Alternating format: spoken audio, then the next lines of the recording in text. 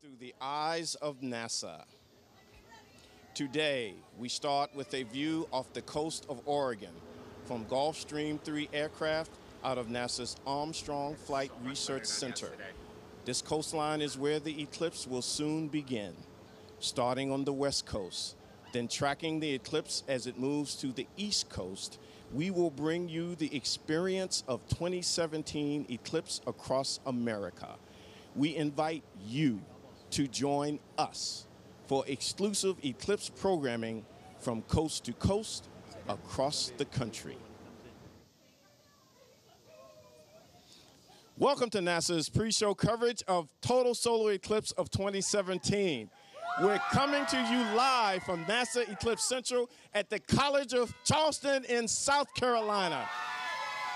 Over the next 4 hours, be prepared for an amazing journey through the eyes of NASA. Now, on to our pre-show hosts, Karen Fox and Sean Potter. Guys, take it away. It's sun time. Thanks, Dwayne. Thank you, Dwayne. We have a great show for you today. I can't wait. No, me can't either. Wait. Hear those bells? That means it's eclipse time, right? Welcome to NASA TV's broadcast of the 2017 solar eclipse. I am Karen Fox, NASA's communications lead for what we call heliophysics. That's the study of the sun and how it affects space. And I'm Sean Potter from NASA's Office of Communications. I'm also a certified broadcast meteorologist, so today I'll also be tracking our eclipse weather for you. And as you can see, we are at the College of Charleston in South Carolina at NASA Eclipse Central. From right here, starting at 1 p.m., we will be tracking and covering today's big event, Eclipse 2017.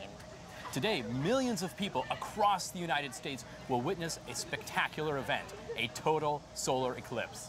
As the moon crosses the face of our sun, we're going to be bringing you real-time, breathtaking images in locations across the country. NASA TV has cameras, telescopes, balloons, aircraft, and even spacecraft standing by to bring you views of this natural phenomenon. So get ready to look through the eyes of NASA. Plus, coming up at our 1 p.m. broadcast, we have NASA experts standing by at locations across the country.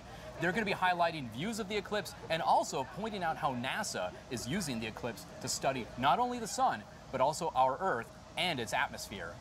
Now, all of North America will experience a partial eclipse. That's where the moon blocks only part of the sun.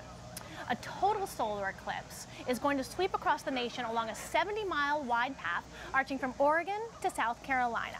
This is called the path of totality, and people along that path are going to experience the glorious sight of a fully eclipsed sun. But first, I want to take just a moment to remind you of some very important eclipse safety tips. First of all, never, ever look directly at the sun. It's not safe for your eyes and could cause damage. It's really important, and we're going to keep sharing safety tips throughout the broadcast. But for now, let's take a look at today's weather. That's great. Okay, so what we're going to do right now is we're going to show you an image from the GO-16 satellite. This is the latest and greatest weather satellite that NASA built and launched for our partners at NOAA, the National Oceanic and Atmospheric Administration, just last year, and it's going to revolutionize weather forecasts. And you can see it's a very detailed picture of cloud cover across the country. And actually, for the path of totality, which remember stretches from Oregon across the midsection through Nebraska and Missouri into parts of Kentucky and Tennessee, and then exiting the U.S. here in Charleston, looks pretty good except for the midsection of the country. Maybe Nebraska and parts of Missouri might see some cloud cover, and then as you get here toward the coast in Charleston, as we look up, we do see some clouds. So we'll keep an eye on that and have more for you later in the broadcast. Crossing fingers for weather here. An eclipse is something called a transit. A transit is when one celestial body appears to move across the face of another celestial body. And today, that is our moon moving across the face of the sun. And it's almost time for that transit to begin. 12:05 p.m. Eastern Time, that's 9:05 a.m. Pacific Time, will mark the beginning of the eclipse over U.S. soil. So let's go right now to Salem, Oregon, to hopefully catch a glimpse. There's a large celebration underway, coordinated by the Oregon Museum of Science and Industry. Jesse Carpenter from NASA's Ames Research Center is standing by. The corona is so hot. That's like if you were standing next to a fireplace and as you moved away, it got hotter, which is crazy. But we know that it's from those dynamic magnetic fields that we're seeing here. Okay, I just got word that we haven't started. Okay. Okay, I guess we're going from the top. All right, thank you to Ames. Thanks, Jesse, and so we begin our eclipse coverage. Also coming to us from Oregon is this stunning image from a telescope located in the town of Madras. In partnership with NASA, the Exploratorium is providing telescope feeds available as a live stream. This makes spectacular views available to everyone. Now, the Exploratorium is a public learning laboratory that explores the world through science, art, and human perception. So let's talk a little more about that science and what it is that we're actually going to be learning today. A lot of people think that space is completely empty, right? Yeah, a lot of people. And it's not quite true. We actually live in the extended atmosphere of an active star. Heliophysics is the study of our star, the sun, and its effects on space. So the sun sends out solar material, and it helps drive this constantly writhing magnetic system throughout space. And this system surrounds Earth and the planets and extends far out into the solar system. So NASA studies this system not only to help us understand more about our place in the universe, but it also helps protect our technology and astronauts in space. So now let's go to Carbondale, Illinois, where NASA Edge is standing by to tell us more. Actually, we're going to stay right here at Eclipse Central in Charleston. So Karen, I'm going to hand it back over to you. So this is a good time to take another moment to talk about safety. Now, first and foremost, never look directly at the sun. It's not safe, and it can cause damage. But there are lots of ways to safely view the eclipse without looking directly at the sun. Be sure to visit eclipse2017.nasa.gov for detailed instructions and advice. Now, you may have seen these eclipse glasses, right? I got my pair. They are designed with special purpose solar filters. So ordinary sunglasses, even very dark ones, are not safe for looking at the sun.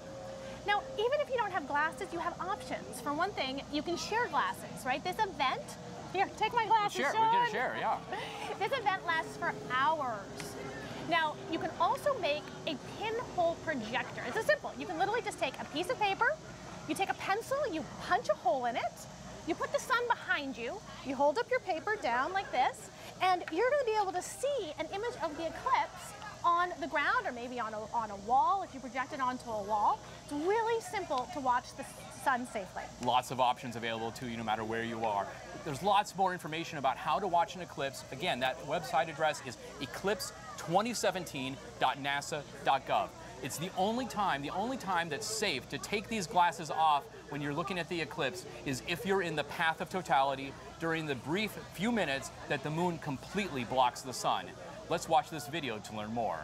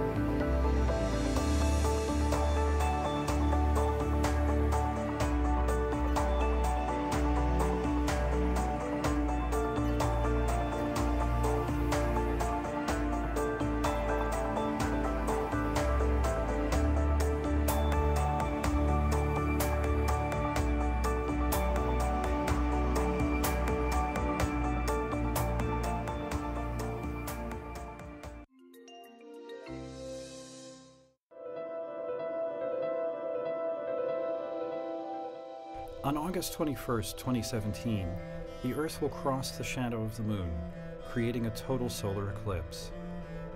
Eclipses happen about every 6 months, but this one is special. For the first time in almost 40 years, the path of the Moon's shadow passes through the continental United States. Everyone there will see the Moon at least partially block the Sun. People within the path of totality, shown here in red, will witness a total solar eclipse. For them, the moon will cover the sun entirely. The sky will become twilight, the air will cool, the stars will appear, and the black disk of the moon will be surrounded by the pale, streaming halo of the sun's corona. Totality will last for 2 minutes or a little more, and it will be visible along a swath that crosses the continent, from Oregon to South Carolina. For some, it will be the spectacle of a lifetime.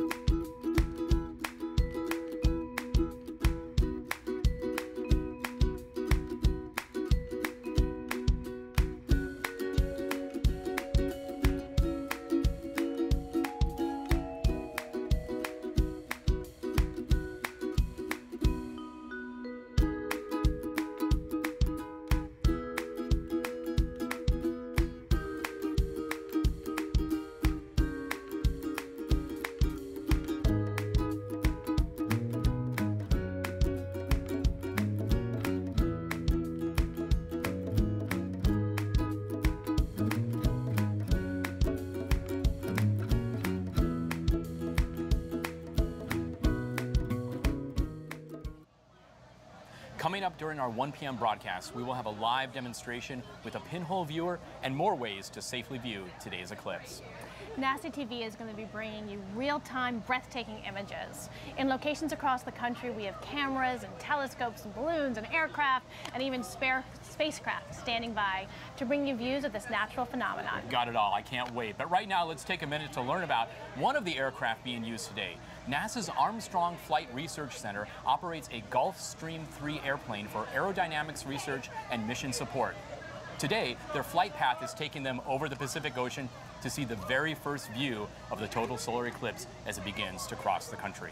Let's watch this video to learn more about their eclipse mission. NASA's G3 aircraft out of Armstrong Flight Research Center will feed the world live video coverage of the eclipse from the west coast of Oregon as it begins its path across America. So we hope to bring that view through the eyes of NASA.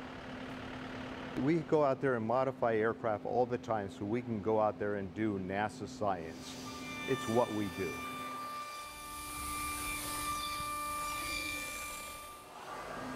In the case of this aircraft, we've gone out there and taken the normal passenger windows and replaced them with optical grade windows, plus put in a telemetry system so we can go out there and provide real-time video.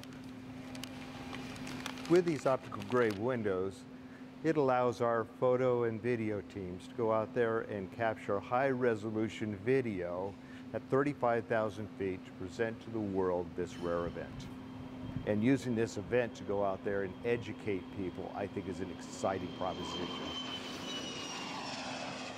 All right, it's just about the turn. We'll be almost. From a pilot's perspective, we want to make sure we get to the right spot, and also there are limitations for what our photographers can do. Roll out here.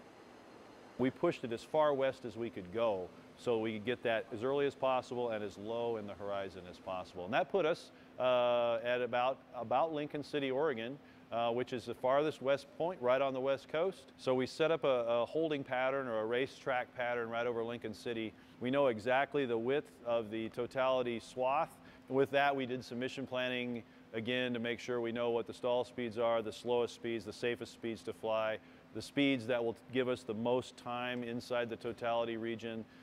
We can slip the airplane. That'll give us some more bank angle, which lets our cameras see a little bit higher.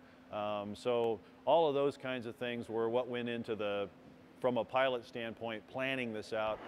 All right, you guys ready to turn in again for a partial? I think it makes us proud of what we do and that we're able to share it with everybody around the world in this case, due to the modifications to the airplane we made.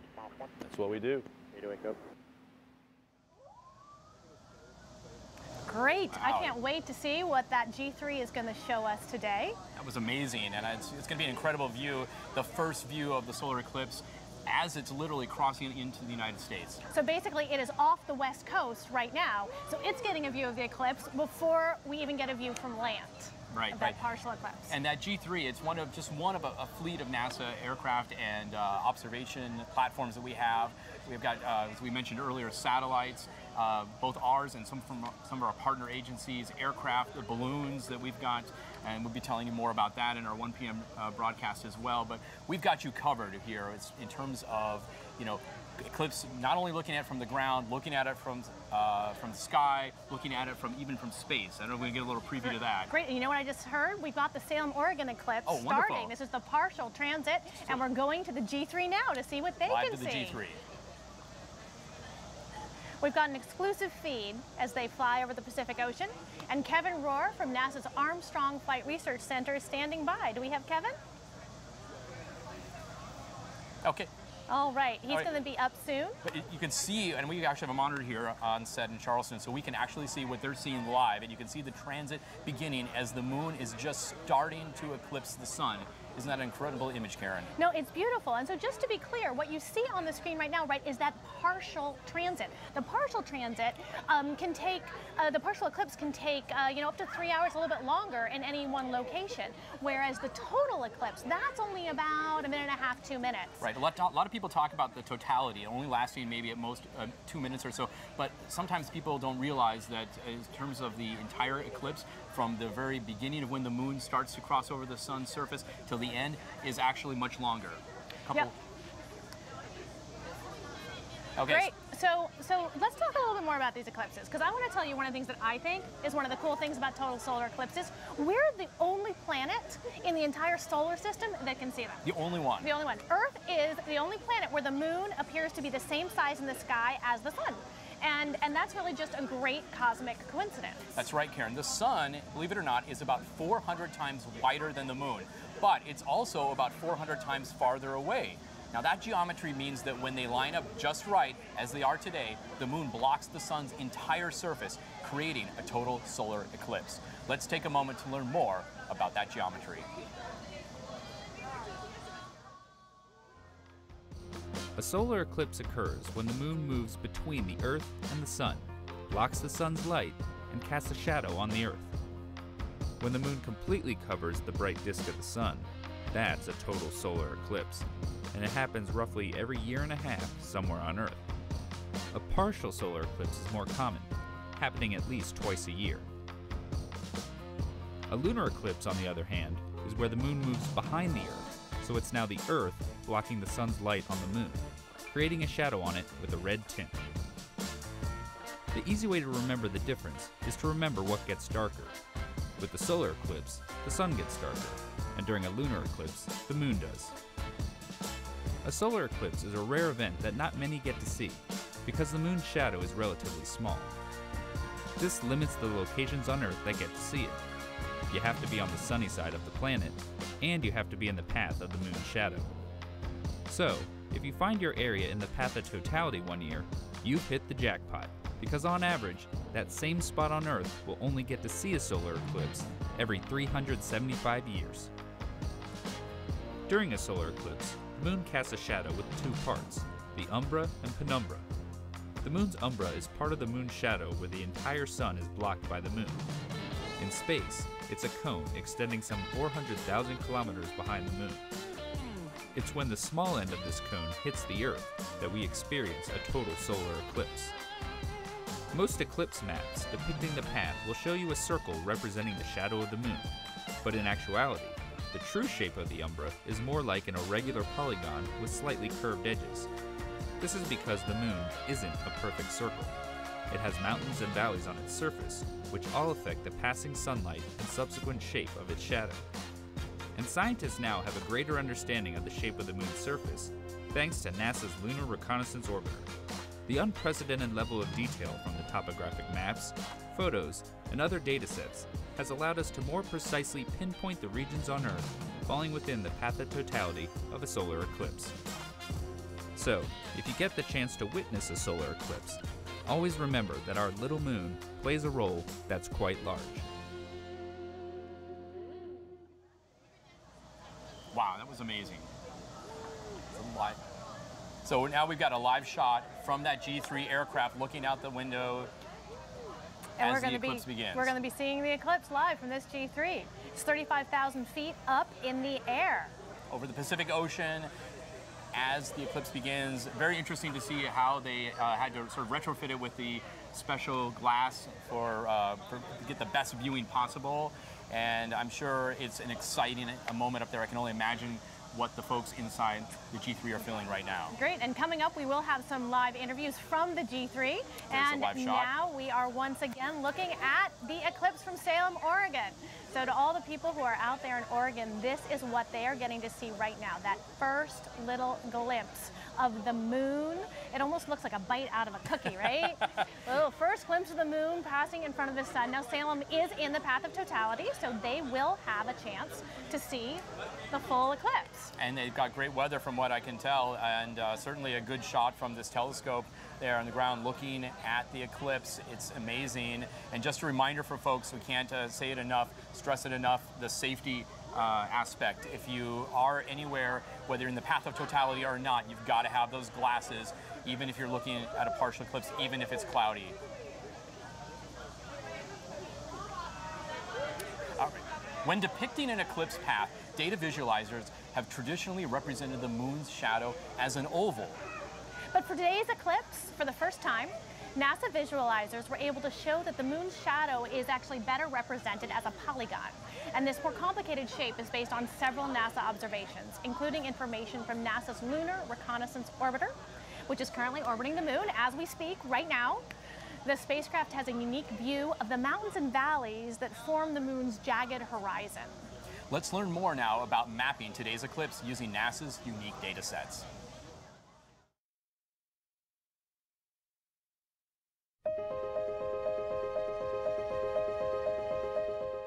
What we're talking about is several visualizations of the path of the moon's shadow during the eclipse in 2017. Everything in it is driven by the data. So the color of the ground, the position of the path of totality, the lighting from the sun angle, all of those are things that are based on data.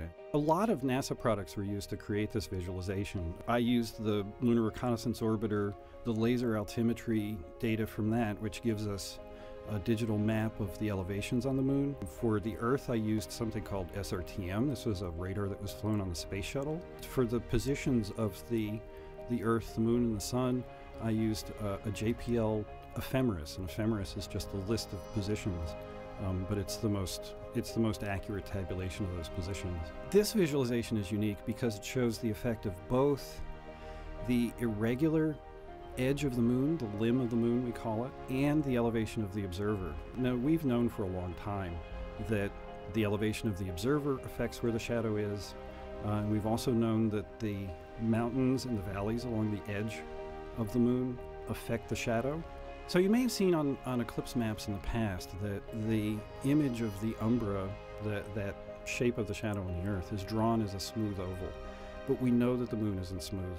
Around the edge of the moon, we have these sort of jagged peaks and valleys. And a peak can block the sun a little bit earlier than you thought, and a valley can let the sun in a few seconds longer than you thought. The combined effect of these peaks and valleys is to create a shape that's not really an oval, it's more like a polygon. But it hasn't actually been seen in exactly this way before, where we calculate those circumstances for every point on the map and draw that shape. Totality is that 2 minutes when or 2.5 minutes when the moon completely covers the sun. The sudden darkness of totality is just something that a lot of people can't compare to anything else. I love the idea that I'm giving this kind of map to other people, and especially that it's more detailed and more accurate so that people are actually in the right place to see it. So there's a lot of great science being done today, and this eclipse provides an opportunity for researchers to test innovation for future NASA missions too. NASA scientist Nat Gopalswamy and his team pursue eclipses because when the moon completely blocks the bright light of the sun, it reveals the corona, which is our star's faint outer atmosphere. And this year, scientists will test a special kind of camera. The team will only have 120 seconds to complete an experiment that may one day change the design of sun-observing spacecraft. Let's learn more about how this team of NASA scientists is chasing the sun.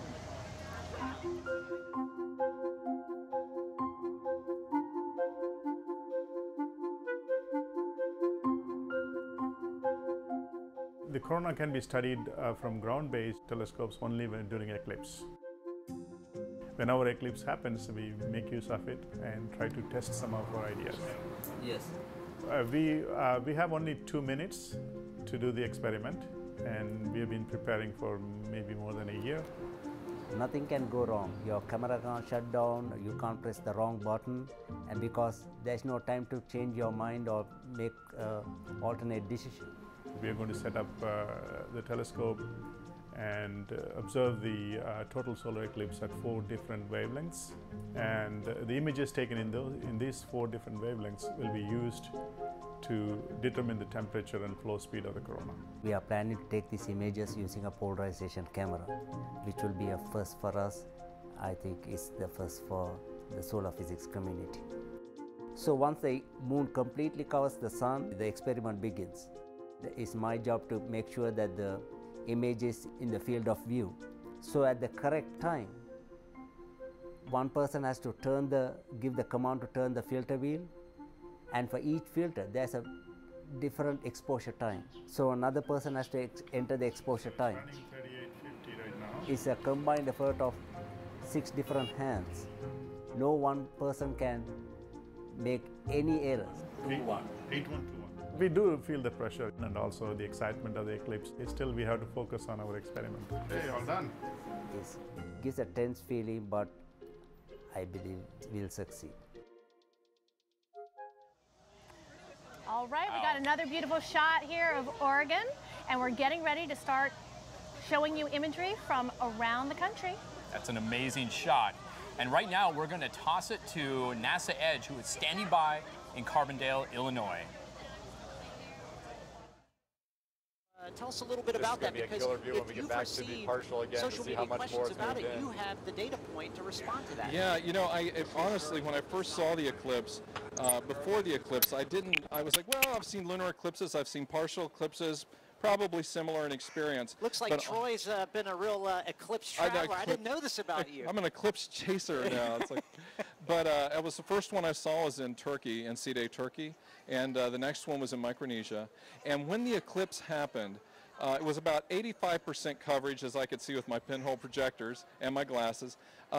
At about that moment, I noticed the sky around me started getting noticeably dark, and the temperature dropped about 10 degrees. We could use it. Oh my, yeah, we're totally going to love that.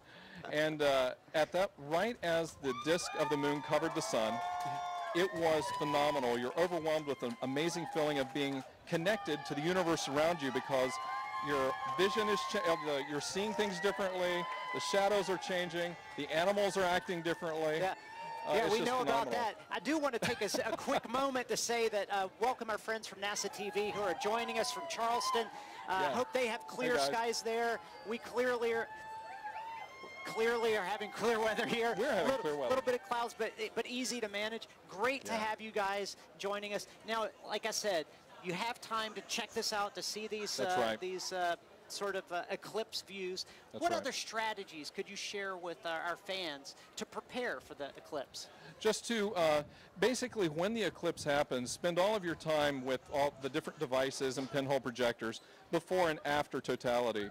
The biggest thing that I would recommend is when totality happens, unless you have a camera set up on automatic, don't miss a second of the event. Make sure you are looking at the eclipse. Now, one of the things, some people forget to take their eclipse glasses off during totality, and they miss the whole thing there because they think it's unsafe. But you're not actually looking at the sun during totality. You're looking at the backside of the moon, which is pretty dark. Yeah. I mean, it's the darkest blackness you've ever seen.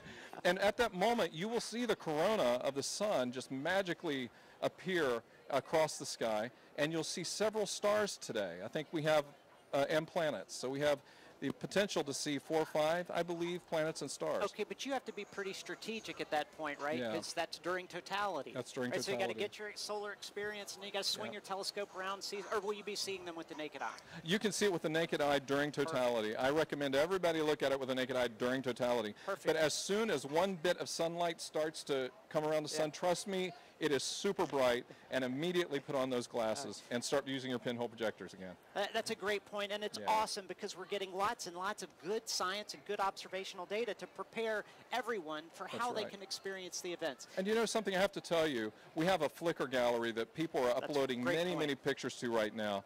So we would recommend and highly recommend that you go to the eclipse2017.nasa.gov site. You'll see the Flickr links there, and these beautiful images that you're seeing right now are images that were already uploaded just over the last several days. Well, what's interesting is it's not just you know, photos from previous eclipses. We're seeing lots of artwork, lots of really creative work.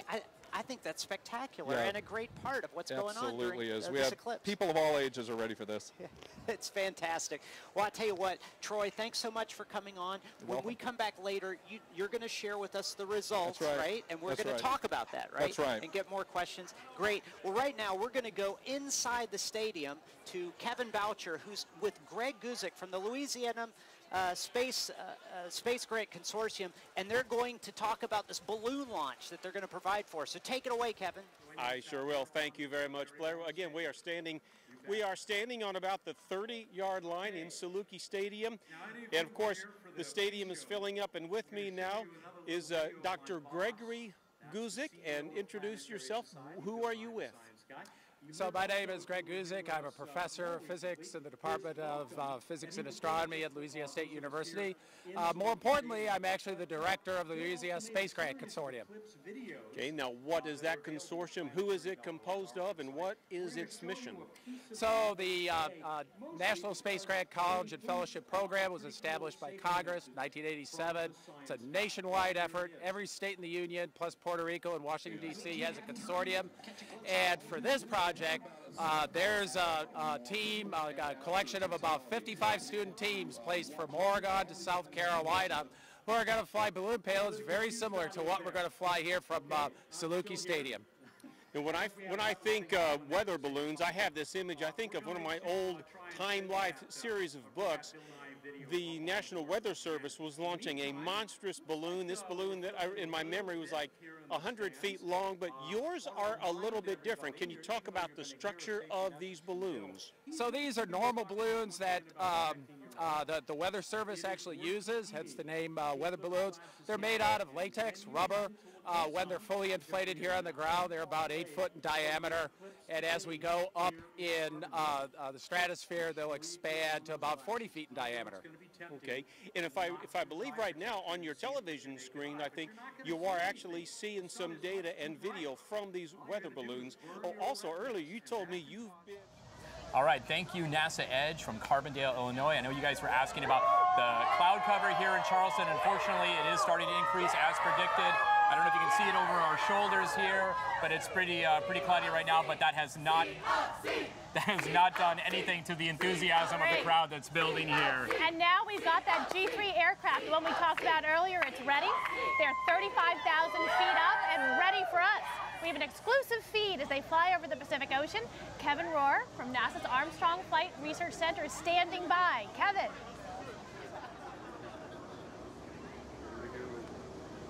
She's pausing. Hi, welcome aboard. We're on NASA Armstrong's G3 aircraft right above the Pacific coast. I'm Kevin Rohr, and I'll be your host on the aircraft. And a big howdy, and thanks everybody on the ground that's making this shot happen. We've got a fantastic look out the window right now. We're circling above Lincoln City. We got a little bit of cloud cover down there, but we're going to have a fantastic view of the eclipse, and this should prove to be a wonderful day. With me today is Robert Lightfoot, Administrator of NASA, as well as Dr. Zabukin, Head of Science. And what we're going to do is cut to them really quickly so we can have a little discussion. And what are your impressions today, Robert? Thanks, Kevin. What a great morning so far over the Pacific Ocean. We got to see the first bites out of the sun from the moon. Just an incredible view so far. I really want to thank all the teams that are out there all over the country helping us to get the most science we can get from here. Really going to be an inspirational day and hopefully inspire the next generation of scientists, engineers like me even in the current generation. Pretty inspirational from that standpoint. Volunteers everywhere, so we're excited about what's going on. And you know, I got to turn it over to my buddy Thomas here. This is his field of study. So Thomas, what do you think so far? Oh, it's amazing. We're already seeing it happening, right? Why do you think this is important to NASA and the United States? Well, for us, it's a great opportunity. The totality across the continent, we're going to learn as much as we can. We study heliophysics and astrophysics in NASA, and this is a great opportunity for us to learn even more and have every instrument we have out there available to us to try to understand what we're going to see for the first time in 99 years. So just very, very exciting to see what we can do here and the observations that we're going to get. Can't wait to see the science come in and all the different science we're going to get from here. So, you know, everybody's going to learn something. So you tell me what you think you're going to learn, Thomas, having been studying this for your whole career. Well, look, my field of study is the sun, and what's really unique about this time is the opportunity to see the solar corona, the atmosphere of the sun, during the entire time of the eclipse stitched together for 1.5 hours. And the sun, of course, is important because it's the most important star. Everything we learn about other stars we learn here first, but it's also a source of weather and radiation. And actually on board this aircraft we have 2 instruments, one from Los Alamos and one from Space Environment Technologies, that make those very measurements of how this radiation affects us. Yeah, and I think it's important. The more we know about the sun, the more we know about space weather, it'll help us protect our own spacecraft in the future. It'll also help us protect our astronauts as we send crew further, and our home planet in terms of what's going on here. So why don't you tell me what you think we're going to see today and what we're going to learn today through this just incredible event. So one of the most amazing parts of this is really to see the star as a magnetic star. And what I'm showing here is actually a prediction of the space environment of the sun today by predictive sciences and 3D printed by applied physics lab. And it basically shows that these magnetic fields are there. And what's really going to be great today is we're able to test these models using observations from the ground that we normally don't have. And so this is really exciting for us. Very good. We've got over 11 spacecraft and over 50 balloons going up. We've got airborne science like we're even doing here. On the G3, can you explain what we expect to get out of the spectrograph we're going to have here on the plane today? So a spectrograph is basically taking the light of the sun, which is white, and spreads it into its colors. And what we're going to see is during the time of now and partial totality, we basically see during the partial eclipse, we see the radiation from the surface of the sun, the photosphere, and all colors are there. Well, when we're in total eclipse, what we're going to see is the radiation from the atmosphere that we normally really don't see that up close. And that radiation actually has 2 predominant lines. One is a really hot iron, and the other one is, it's hot because it's 1,000,000 degrees because of that magnetic field. The other one is helium, called helium because of Helios, the sun in Greek. So it was actually discovered during an eclipse, just like it today. Very cool. So here we are about 30 minutes away from totality. But you can explain to me what you think from a spectrograph perspective. You're going to look out the window. What are you going to see there? Well, so for me, the amazing part really is that we're able to, of course, see our star in its beauty. And I'm already kind of emotionally touched even now. But also, we're going to see how that eclipse, that the lack of radiation, this perfect cloud that the moon makes, affects the Earth and its turbulence. And, I'm really going to see whether we're going to feel it up here. Very cool.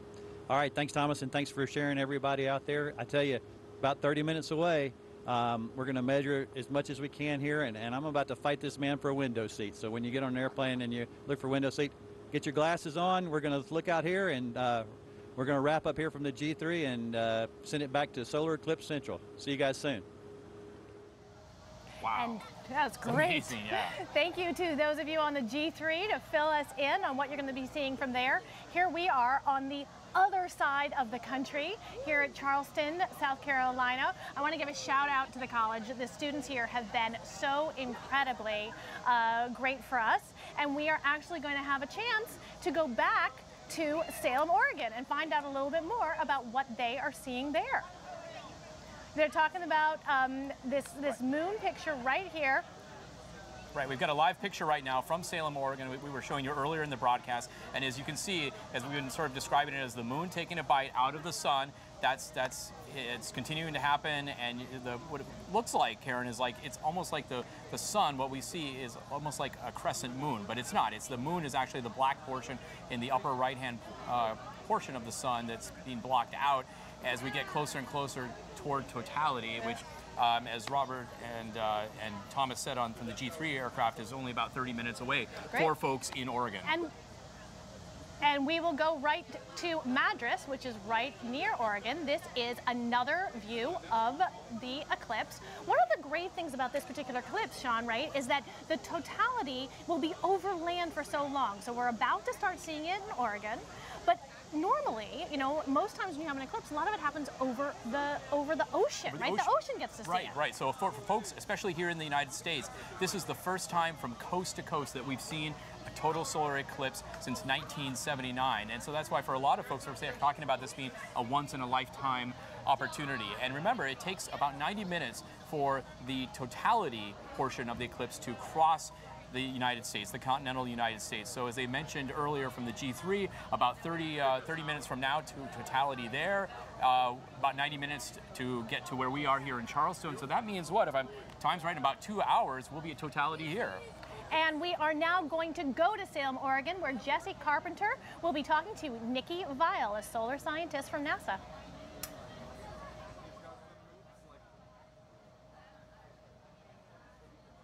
Welcome back to Salem, Oregon. It is clear, but yes, it is a little bit breezy it's here windy, today. Yeah. Isn't it? Yeah. I'm joined again with NASA solar physicist Nicolene Weil. Hi. Hey, so why don't we just take a look at what we've got going on here now that transit is deep underway. Yeah, so the moon is crossing in front of the sun, and it's kind of looking like the moon is taking a bite out of the sun. And if you guys have any colanders with you, like a kitchen colander strainer, you can actually see, if you let the sunlight come through that colander and look at the shadow on the ground below you, you'll actually be able to see the projected image of the moon taking a bite out of the sun down on the ground in front of you. Oh, that's cool. Yeah. So you can just get something from the kitchen and share that with everyone who you're watching this with. That's great. That's right. Now's the time to take out your pinhole cameras if you have those, or if you have those, you know, the safety eclipse glasses. Now's the time to get these out and make sure to look at the sun with these on. That's right. You want to be watching safely. And I know we've been talking about it, but we really can't stress it enough. It's very important to be wearing these glasses. It's just so amazing, though, to see the moon crossing in front of the sun. I mean, you never get to see anything like this. So, are there some basics that you could share with us? I know we were trying to present some of that a little bit earlier in the show. Yeah. But are there some things that maybe you could talk a little bit about the layers of the sun? Yeah. So there's sort of three outer layers of the sun. There's the photosphere, that's the part we're seeing now. There's the chromosphere and the corona above that. The chromosphere and the corona, that's the solar atmosphere. Now what's cool about today is that usually we get to see the photosphere, the visible surface of the sun. But today, during totality, we're going to get to see the atmosphere, the chromosphere and the corona of the sun.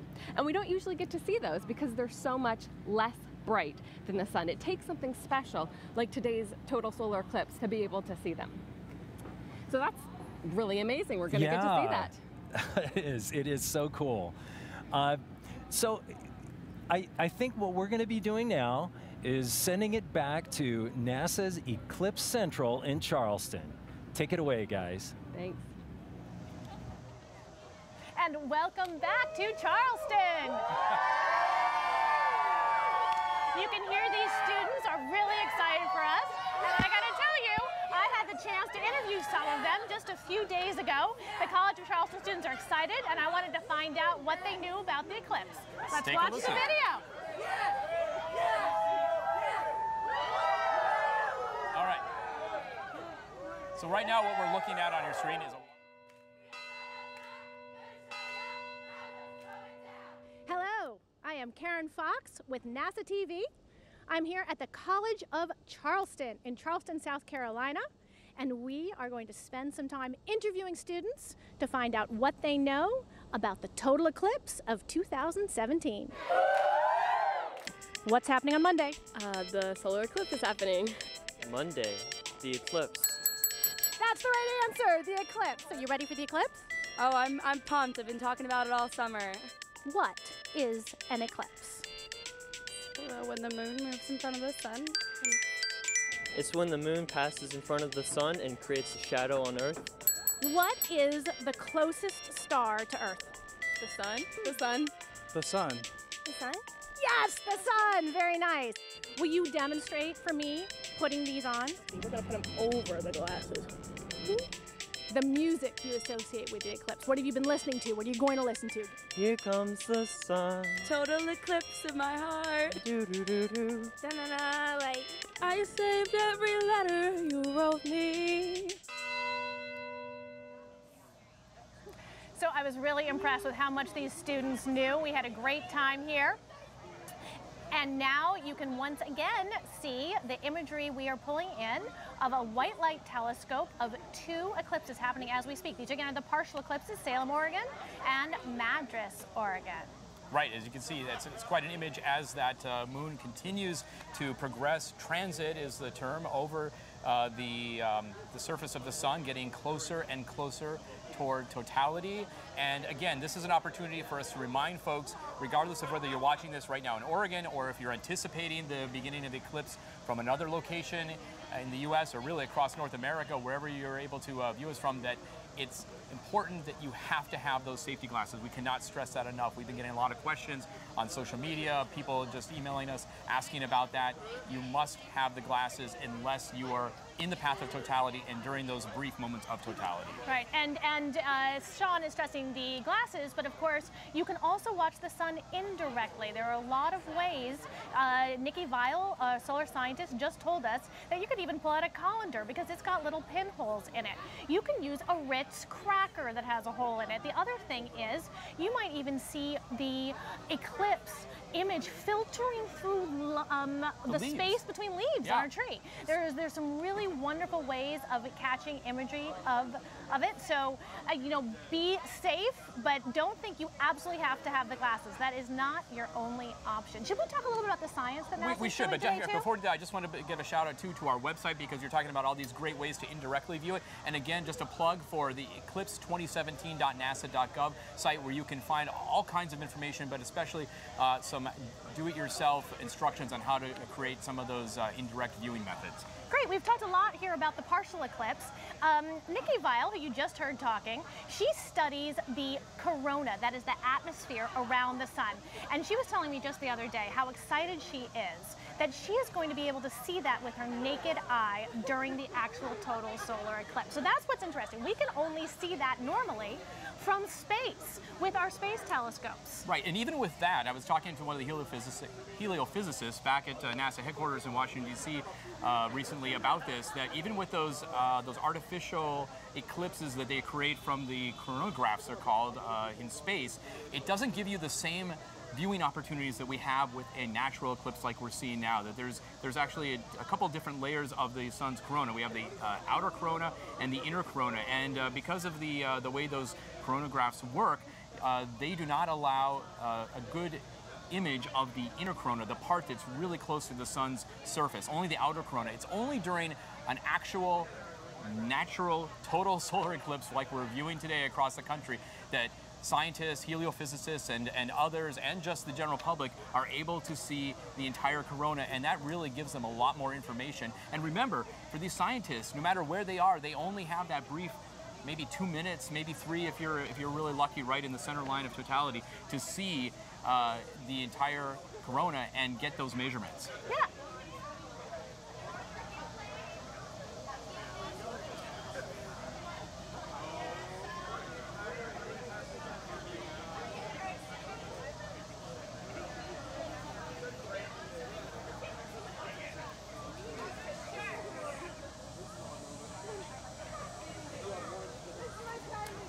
So again, Karen, as folks are looking at their screen right now, you see that double image, Salem, Oregon there on the left, and nearby Madras on the right. 2 different images with 2 different types of telescope using to view this eclipse. It's still in the partial stages, starting to get closer and closer toward totality in just a few minutes. And stick with us because we are going to be tracing this eclipse all the way across the country. Not only does everybody in the country have a great view, but we have some views from the sky, don't we, Sean? That's right. Looking up from the ground is how most of us will experience today's eclipse, but researchers at Southern Illinois University wanted a different perspective. They wanted to look down at Earth to image the moon's shadow. In Illinois and across the United States, teams are using high-altitude balloons for a unique perspective. Right now, they're getting ready to launch a research balloon from Saluki Stadium in Carbondale, Illinois. We're going to go back to Carbondale, Illinois. The primary payload will be a real-time, high-definition video system. So let's check in on the progress of that launch. Holistic astronomy here. We're experiencing it on lots and lots Eclipse of different... in 4D. It's just like being on the surface. But, you know, to actually understand the corona is very important because all sun-like stars have their corona. We need to understand why the energy is released in the way it is. All right, look, we're getting a call. We need to go inside the stadium right now. They're about to launch the balloon for the Louisiana Space Grant Consortium. So let's go to Kevin, who's standing by.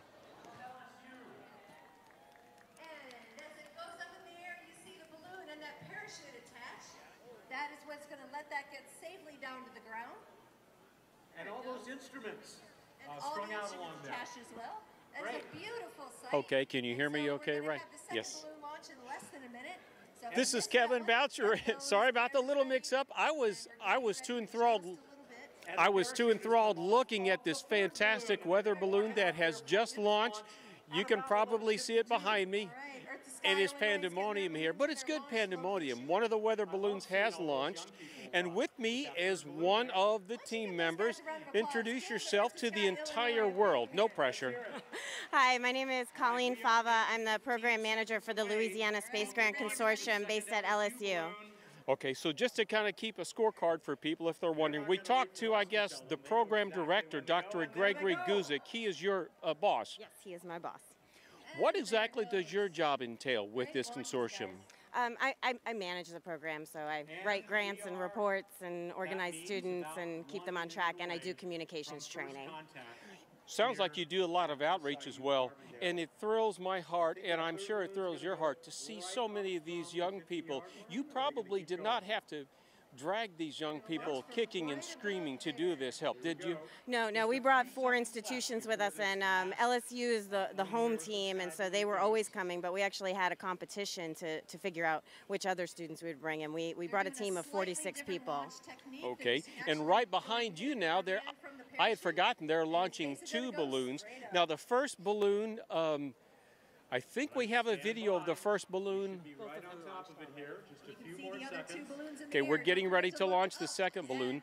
Both of our balloons launched already. That's okay. The first balloon, another. The first balloon, Colleen, that was launched, where is it right now? Maybe 2,000 feet, you think? They go up about 1,000 feet a minute, so a few thousand. It's probably been a couple of minutes now. Okay. So. There it goes.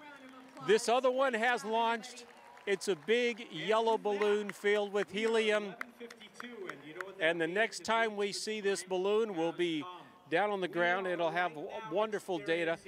Can you tell us about what goes into studying the winds and the weather reports, trying to calculate where this will land so you can quickly retrieve it and get your data? That's a whole nother science. Yeah, so I'm not an expert on it. I can just tell you that we do our predicts. We started our predicts months ago, doing them maybe every week or so, and then the last few weeks we've been doing predicts every single day. So we have a good idea. We think it'll go about 36 kilometers, about 22 miles due east, somewhere near Marion.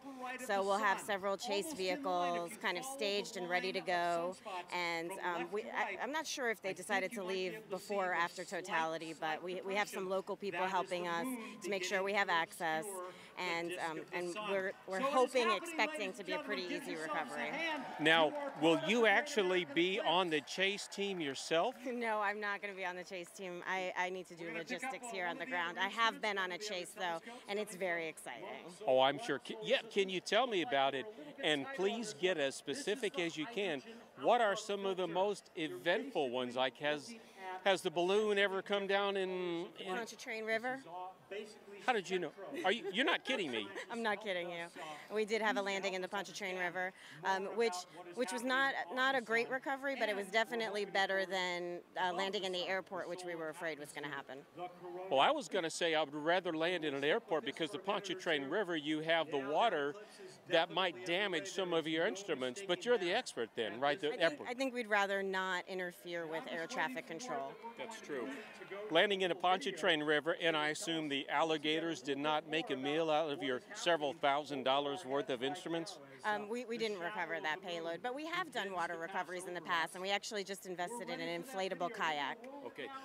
My producer just told me we are seeing first contact. Everybody, we have people putting on their glasses the first contact. We are seeing the first contact, and we've got about 4 minutes left. How many total solar eclipses have you seen, Colleen? This is my first. I assume you have your glasses. Right. Feel free to go ahead and put your glasses on. You want a pair? Yes, please. Your fingers together, you can make little spaces in between your fingers. If you don't mind, I'm gonna. You can project little images of the eclipses down onto the ground. So make sure you look down just as much as you look up. Really see through them. Also, if you Right. Okay. My glasses are on. Are your glasses on too? Okay. And the sun. We are turning around. Would it be okay if I turn my back to the camera so I can see the sun? Oh, okay. I'm going to turn my back to the camera. Oh my gosh! There is a small bite starting in the sun. What are your comments? I said that is gorgeous, isn't it? Ripply shapes you see on the ground. That is fantastic. The total solar eclipse in Carbondale, Illinois has begun. A small bite is being taken out of the sun by our satellite called the moon.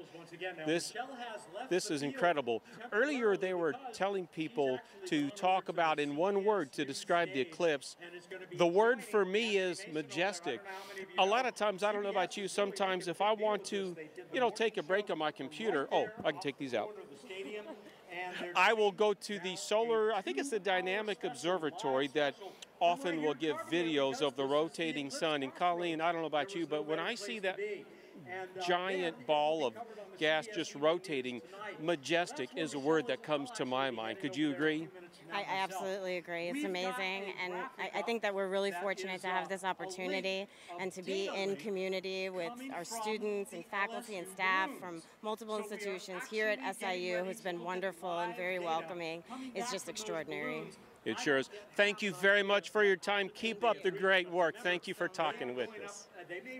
That was Colleen Fava with the LSU. Thank you so much to Carbondale. Thank you, Carbondale. That was amazing. It's great, and I love looking at those images and how you can see different things at different parts of the country. It's wonderful to be sharing this imagery with all of you. We will have more from Carbondale later today. Please stick with us. We have so much coming up. From there and from here at NASA's Eclipse Central here at the College of Charleston.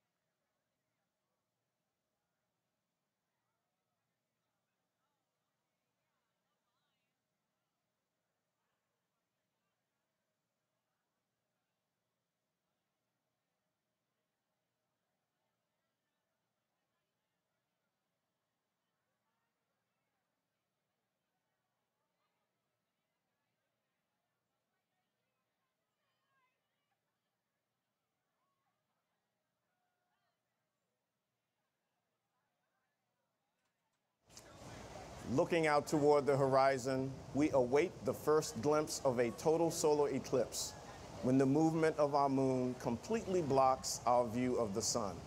Starting in the air from NASA's Gulfstream 3 aircraft off the coast of Oregon, we anticipate this awe-inspiring celestial event.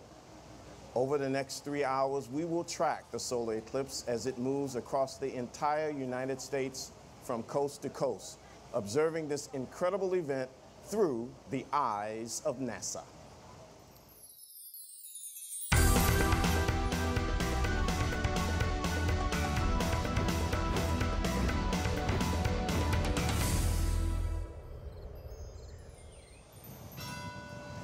Hello and welcome. I'm Dwayne Brown from NASA's Office of Communications.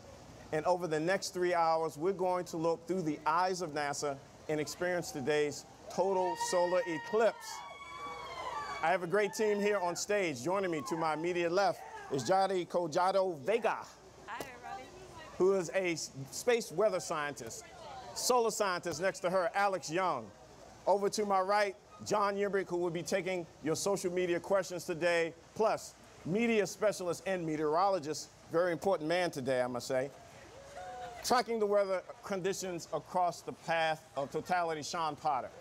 Today we're coming to you from NASA Eclipse Central here at the College of Charleston. Now, Charleston is the last stop of the total solar eclipse on U.S. soil. So we will track this eclipse as it moves east and heads this way. We're tracking the eclipse across the entire country to bring you the best images with the most compelling stories, along with science experts. Here from NASA Eclipse Central, we have views from ground telescopes, high-altitude balloons, airplanes, and from several NASA spacecraft. And yes, and I want you to remember this, audience out there, we even have live, no one else, only here at NASA, the International Space Station. If you want to see the eclipse as never before, stay with us through the eyes of NASA on NASA television. This is the place to be. Yadi, hola, ¿cómo estás? Bien, ¿y usted? Okay, this is a win-win situation for America. We have a partial eclipse and a total eclipse. Explain the difference. So today, pretty much the moon is going to come across the Earth and the sun. So North America, Central America, and parts of South America are going to see a partial solar eclipse, which means that the moon is going to partially block the sun. It's going to look like the moon took a bite of the sun, like you have seen on the previous images. A total solar eclipse is going to happen in a very narrow path, 70-mile wide, that comes all the way from Oregon, crossing the whole continent of the United States, and getting out here in South Carolina. You're going to see a total solar eclipse, which means that the moon is going to completely block the surface of the sun, and you're going to be able to see the solar atmosphere, the solar corona, with your own eyes. Day will turn into night, which means the stars and the brightest planets are going to come out. Jadi, Alex, you guys have been waiting for this for a long time, as all these other scientists around the nation. This is the day we've been waiting for, and we're here, Eclipse Central. You guys, if you're here, this is the place to be. We have remote NASA TV broadcast sites along the path of totality so that anyone watching along with us can also experience the total solar eclipse. We'll also share information about how to experience the eclipse safely wherever you are and give you a peek at all the exciting plans NASA experts have today. Alex, okay, so Mr. Solar Man, what is so unique about the solar eclipse? Well, this is an amazing opportunity. The last time we had a total solar eclipse in the continental U.S. was '79, but the last time we had one that went from coast to coast was 1918, 99 years ago. So we are having a total solar eclipse that's covering a huge portion of populated, accessible land. This is giving us an unprecedented opportunity to study, to look at the impacts on the Earth, to see the corona, and give us science like we've never had before. I mean, the last time we had this kind of connection to where we are and who we are was actually really the Apollo 8 Earthrise. And that gave us a perspective outside of just the Earth. It showed us that we were part of something bigger. And that's what this total solar eclipse brings for us. It allows us a window into the universe. And this is the most connected, most well-observed event that we've ever had in terms of a total solar eclipse. The data and the experiences are going to be amazing. Okay, so we're certainly witnessing a monumental celestial and historical event today. We'd like to take a moment to talk about safety. So Jody, can you help me out here? So I'll help you out. You never look directly at the sun, and you may have seen these eclipse glasses, and they're designed with special purpose solar filters. Ordinary sunglasses, even very dark ones, are not safe for looking at the sun. Now, if you're in the path of totality, there is a short time frame that you can take your glasses off. This is only when the moon completely blocks the sun, and that is during totality. Let's watch this video to learn more.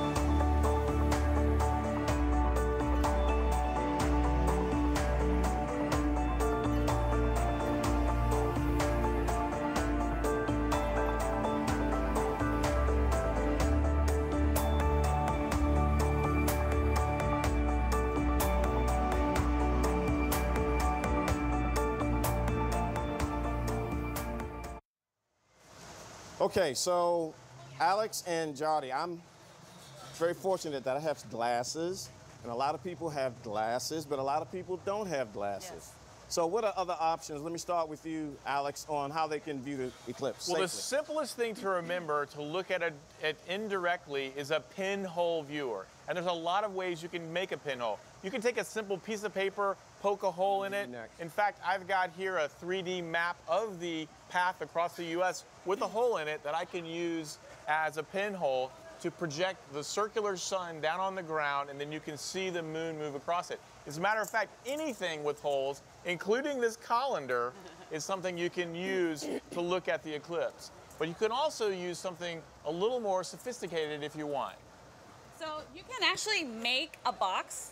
You actually just do 2 holes in one side of the box and then put white paper on the inside. Then put aluminum foil, do a hole in the middle, not too big, that you can actually project the sun inside the box. Make sure that the sun is actually behind you so you can actually look at it inside of the box. It will be an amazing projector. Okay, so before I toss the social, I got to do this because we're on the College of Charleston, and College of Charleston students, make some noise!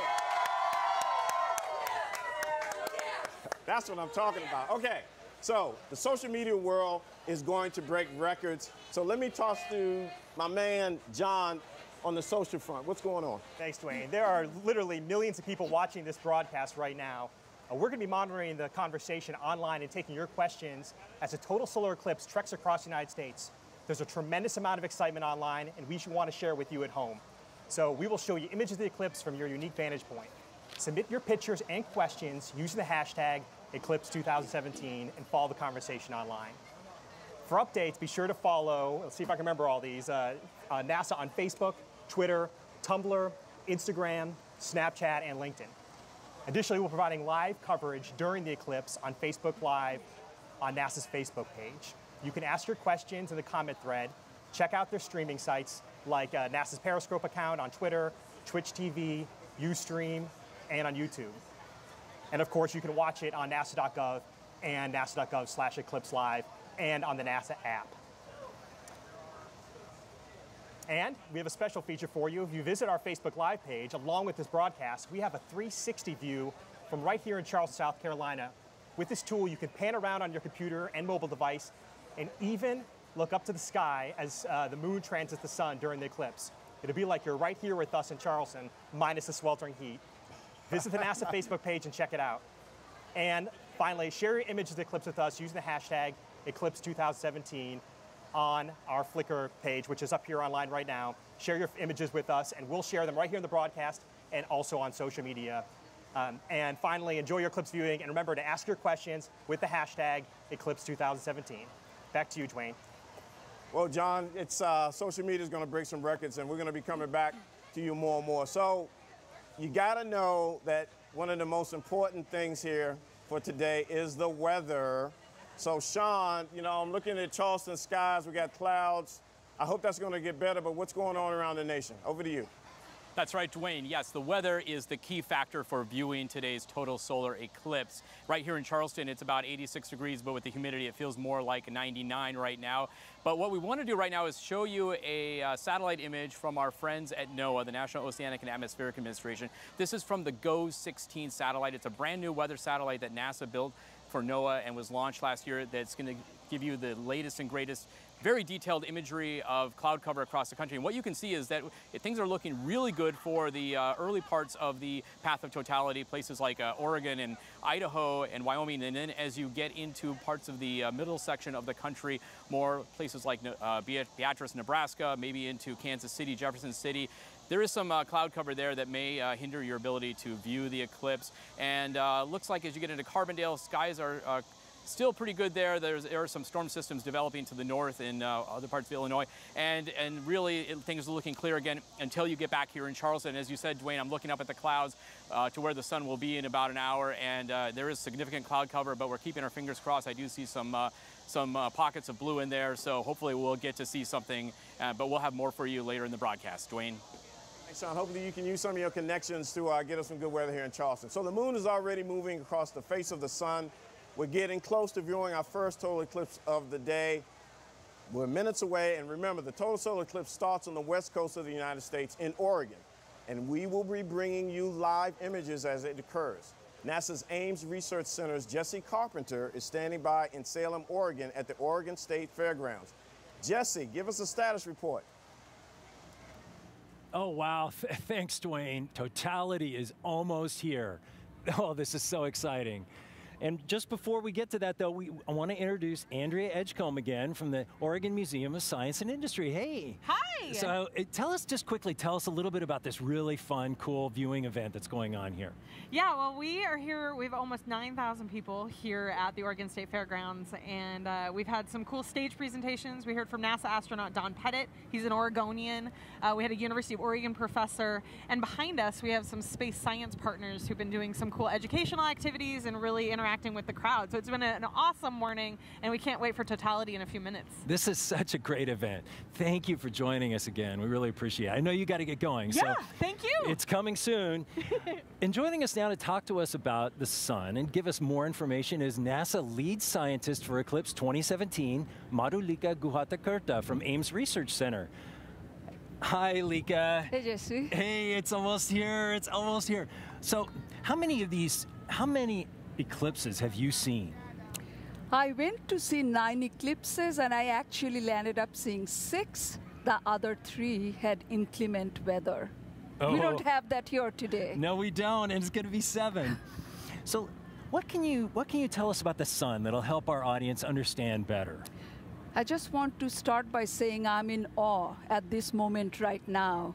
And whatever I say, kind of take it with that filter, because we are very close to totality. We are. We live in the outer atmosphere of this magnificent, dynamic, magnetically variable star that dominates every cubic inch of space in our solar system.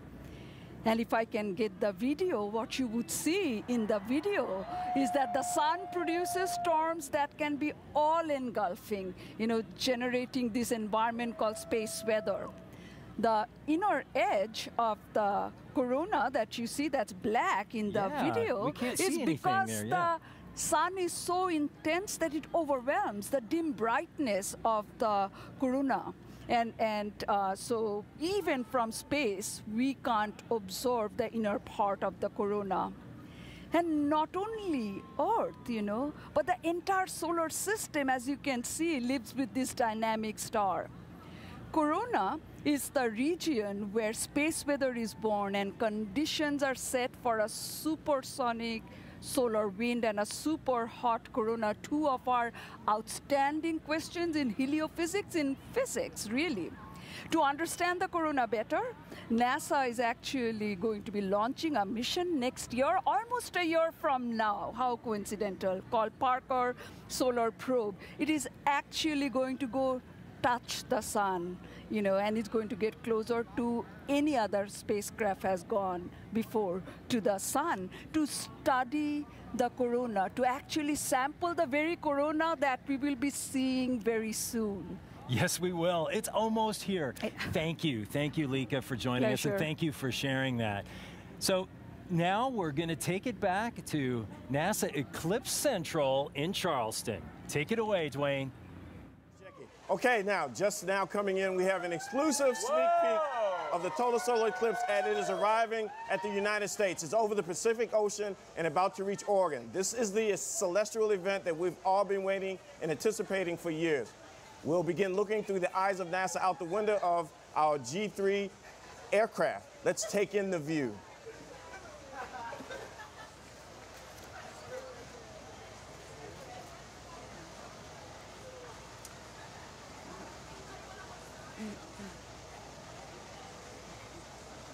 Wow. And now we're looking at the first glimpse of the total eclipse from the ground. Wait, let's see. That's still the G3. There we go. And now we're looking at the first glimpse of the total eclipse from the ground on United States soil. This is coming to us from Salem, Oregon, where thousands of people are gathered and experiencing this monumental event, a total solar eclipse. Let's take a look and take in the view.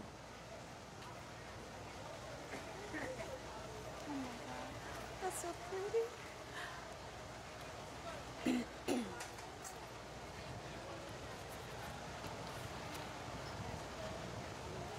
That's the G3 there.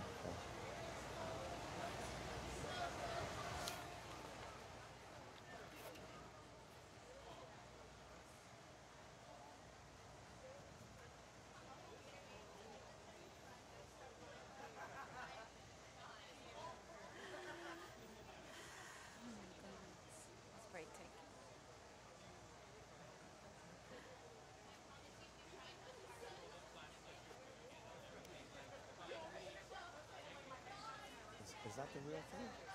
Is that the real?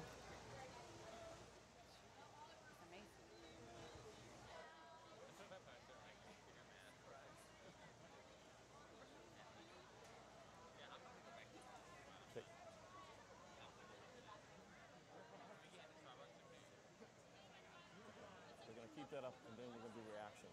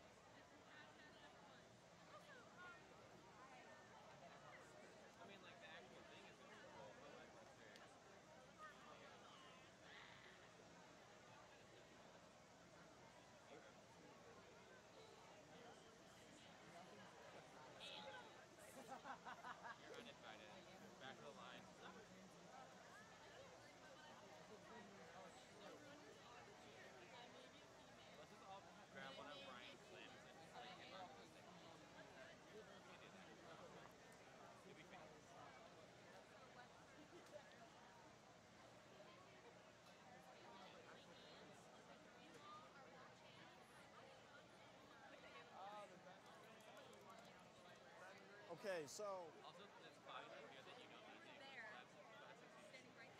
as the moon has now moved, the sun is appearing again, and we can see the diamond ring. It's amazing. It's fantastic. You see the outer edge. I see prominences, little red pieces of chromosphere from the lower atmosphere. This is amazing. This is absolutely amazing. Jody, what we got? That looks pretty cool. I mean, it's breathtaking. I just, even seeing it right now through the TV, it's just an amazing thing to see. I cannot imagine what we're going to feel here in South Carolina when we have our chance. Well, I hope we have our chance to, you know, Sean, and, you know, get that weather up here looking good here in Charleston.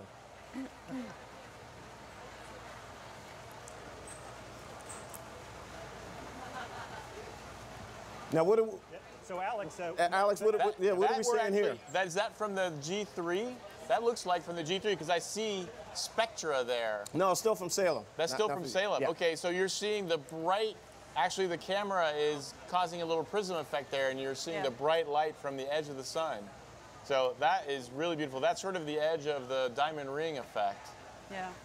So Alex, now, a reminder, Alex, so when that diamond ring pops up, that's when people should put the That's when people should put your glasses back on. So when you see that diamond ring after totality, that's the signal to you that it's time to put it back on. Yeah.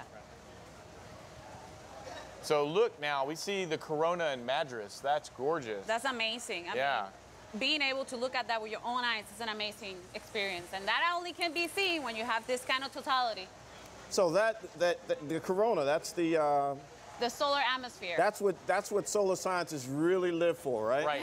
Right. That is the origin. That is where the origin of space weather. Yes. You know, that's where it comes from. That's where most of the solar flares and the corona mass ejections, big explosions of particles, originate from. Now, if there was solar activity, would we see it right now?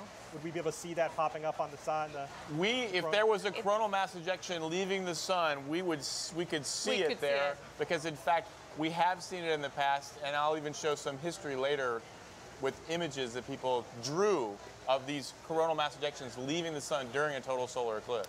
Now, why is it so critical and so important to really get this type of view from the sun's atmosphere from the corona? Johnny? You mean like in a total solar eclipse? Yes. There's the diamond. That's the diamond ring again. That's amazing. That's from Madras. Wow. It is important to do this because we do this kind of eclipses artificially, but we do not do it as perfect as nature does. The moon covers the sun in such a perfect way that we see parts of the corona that we don't usually see. So Alex, explain that and safety too, right? So right now, this was the moment when you see that flash of light. That's the moment when it's time to put your glasses back on or start using your indirect methods because now it's too bright and it could damage your eyes. Yeah. Safety first, people. Always. Wow. So the folks in Salem, Oregon, I mean, they're like juiced. I mean, they got it. They got the good. They've got a perfect view, and they are seeing one of nature's most amazing spectacles. I can only imagine the reaction on the ground from the folks there. Oh, they are probably completely overwhelmed right now. Completely overwhelmed. Well, I certainly hope we get something like that. But we've got it here on NASA television through the eyes of NASA. And we got the International Space Station coming up and other images only we can bring. Only NASA can bring, yes.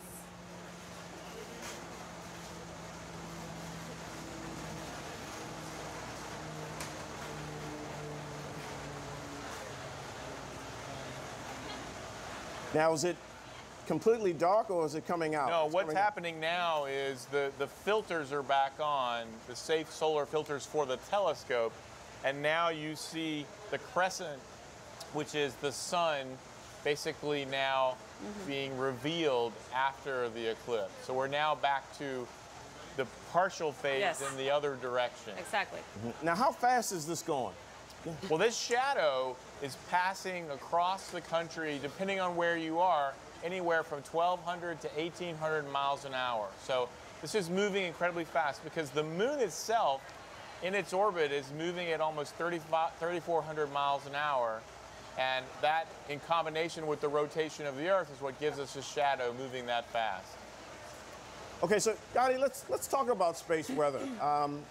Seeing this and space weather is so important. So just let us really understand why it's important on space weather.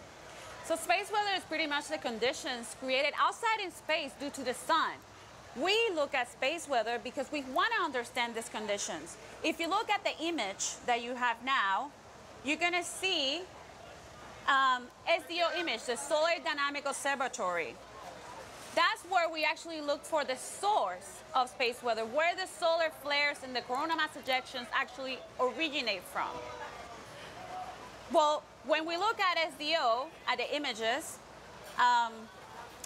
we also have to look at artificial eclipses, like the one that you're looking at online now. These are actually from the Soho spacecraft. These are the artificial eclipses that I was talking about, Dwayne.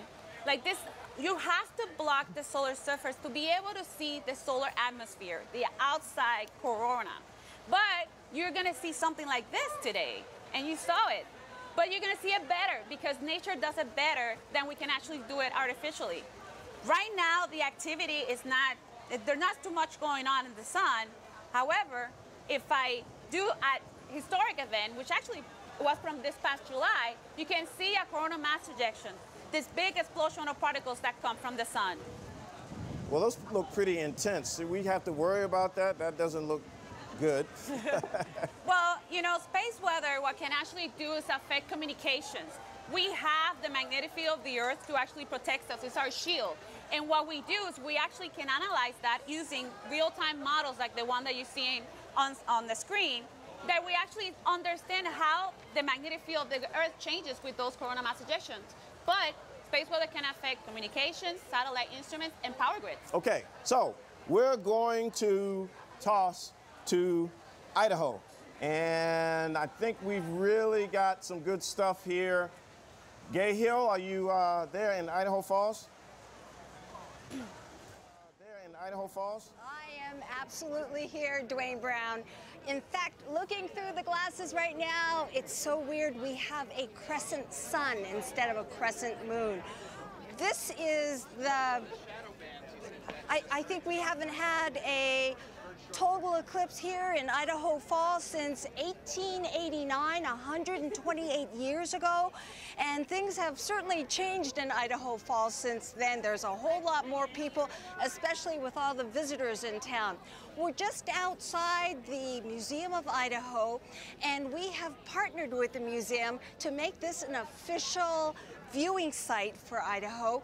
And they right now have an exhibit on space, but we also sent in a team of experts. And for the past 3 days, we've had talks, we've had demonstrations, we've shown them visualizations such as eyes on the solar system, and we've shown them artwork. But really, the order of the day is the eclipse, and NASA has that covered too. They have sent an army of volunteers. We call them solar system ambassadors. They are all along the path of totality, and they're volunteers. These are people just telling people what they're seeing and helping them understand. We have one here, right here. His name is Richard Stember. Hey, Richard. He has been manning this mobile observatory, and that is what is providing our solar telescope shot right now. Now, we asked him, what's it like being a solar system ambassador? And he said, follow along. We did, and we went with him to a school in Southern California. Take a look.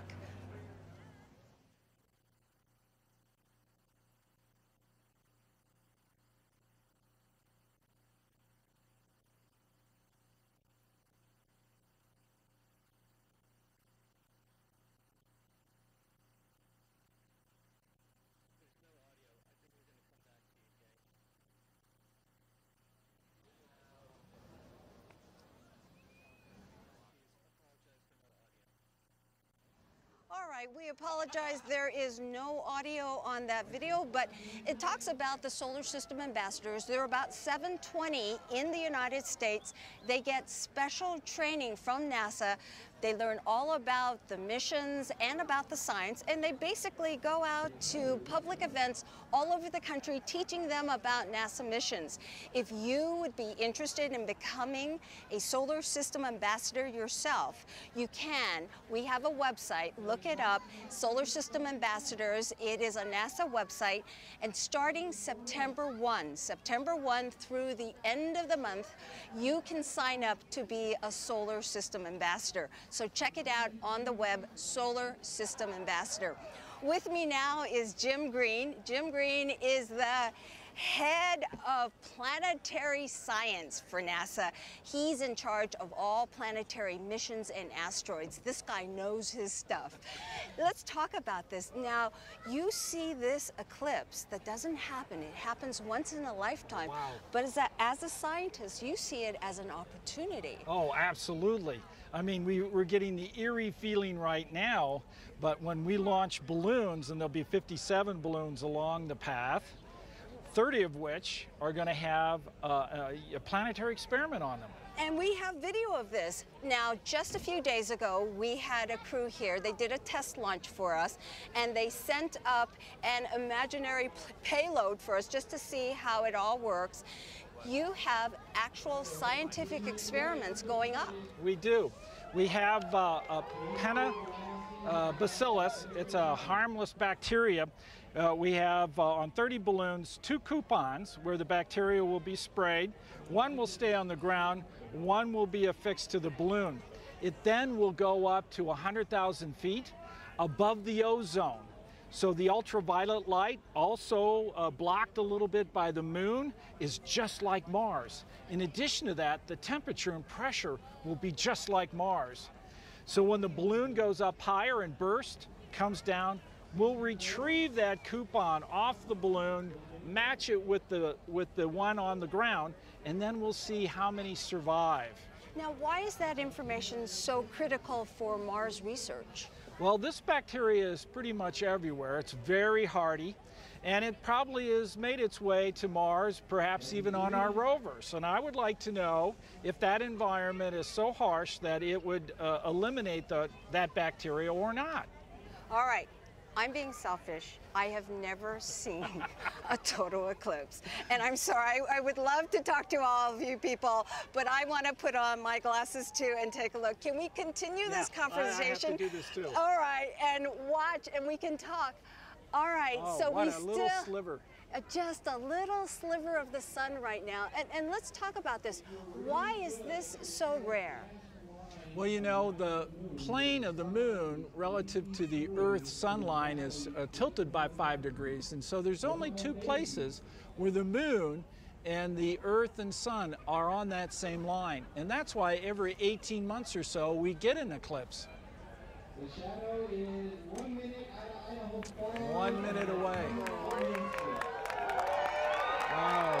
The crowd is getting excited. Wow. It's already so eerie. Oh, wow, it just got dark all around us. And you can feel the temperature getting colder here. Oh, yeah. The winds are really picking up. You know, this dark area, the winds are just flowing in. Oh, you can, it's just a tiny, tiny sliver right now.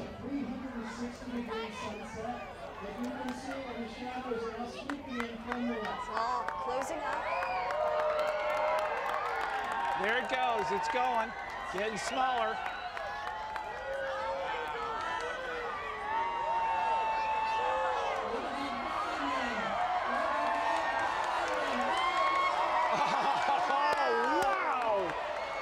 Oh my gosh!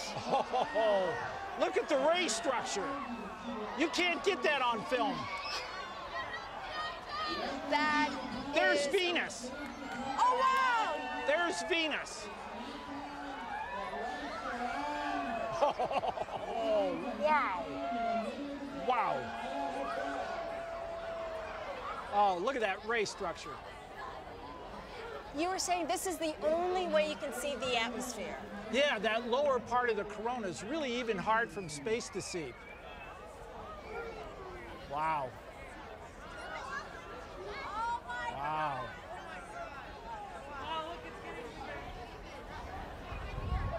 I got to spend a second looking around at the crowd. Oh my goodness. Yeah.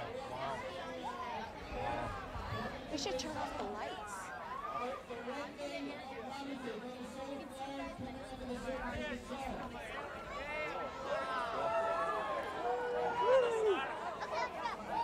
Go where? Look. Look. All right. You get ready to put them back on here soon. Okay. Pretty quick. Have you noticed, Jim? The street lights are all on and The around street us. lights turned on, We of confused the street lights. Of course. Who would have thought that? We didn't plan that one. All right, we should get ready for our glasses again. Get ready with your glasses. Okay, there it goes. That's the moon. Oh, look. There's Stand the diamond by. ring. There's the diamond ring. Oh my gosh. Yeah, wow. That Wow. is Was so... that all right? Oh my gosh.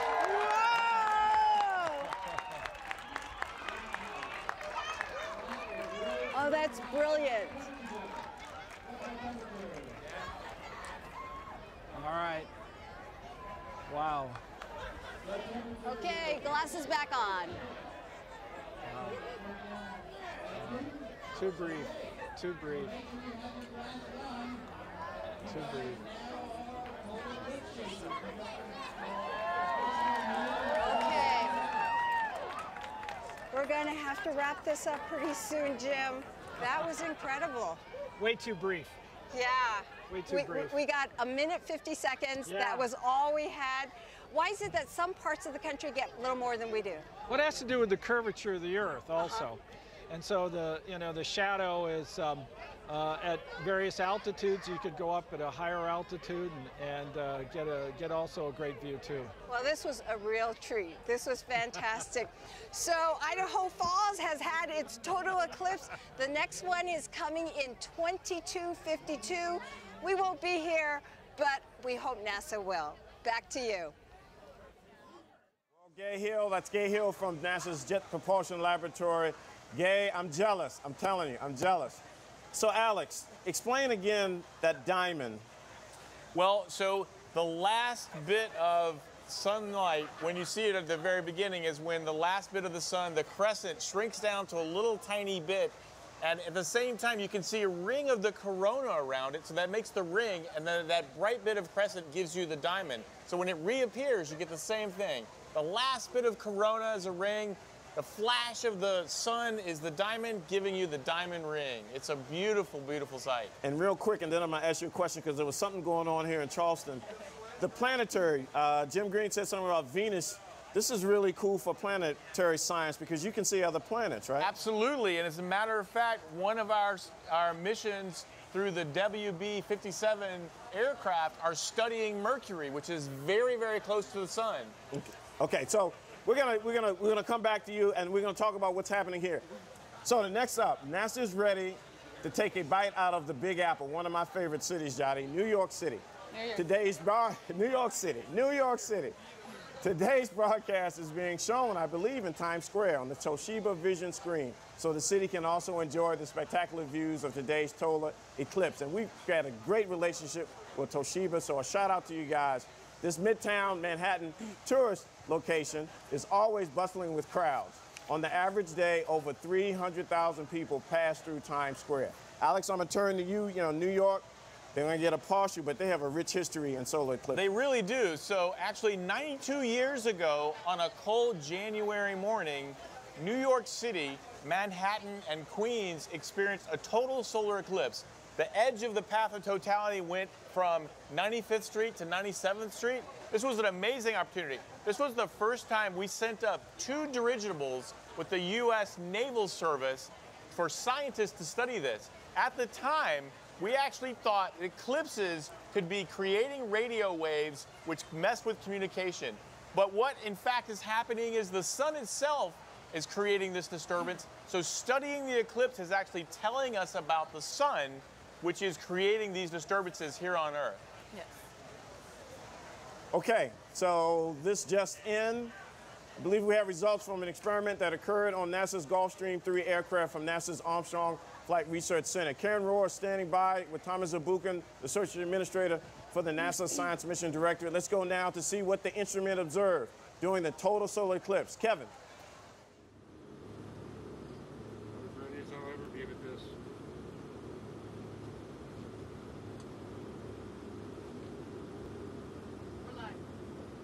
And we're back here at the G3 up over the Pacific Ocean off the coast of Oregon. And it was amazing, wasn't it? It was outstanding. And so for me, like, you know, at 25 years, I did research on the corona. I saw it for the first time. It was my first eclipse. Was it your first eclipse? My first eclipse as well. Just absolutely amazing. And I want to talk about two things. First of all, the shape of the corona. You know, I saw the models. I showed the model, and it was remarkably similar. You know, I saw these streamers, these magnetic structures coming out like glows in specific directions, just like we expected. So I'll look for the analysis before we claim victory, of course. But the other one is that spectrograph you, Mike, you know, ran on board.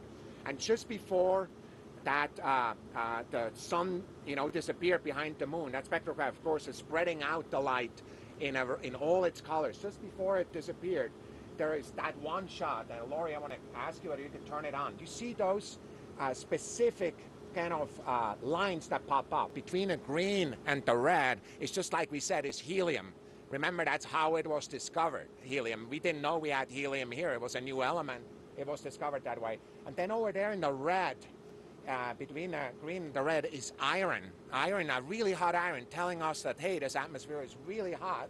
And then a little bit over, it's another line, red. Well, what is that? Well, it's hydrogen. Well, so even though it's really hot up there and only 1 in a million or 10 of million particles are neutral, it's still visible in that one shot that you saw.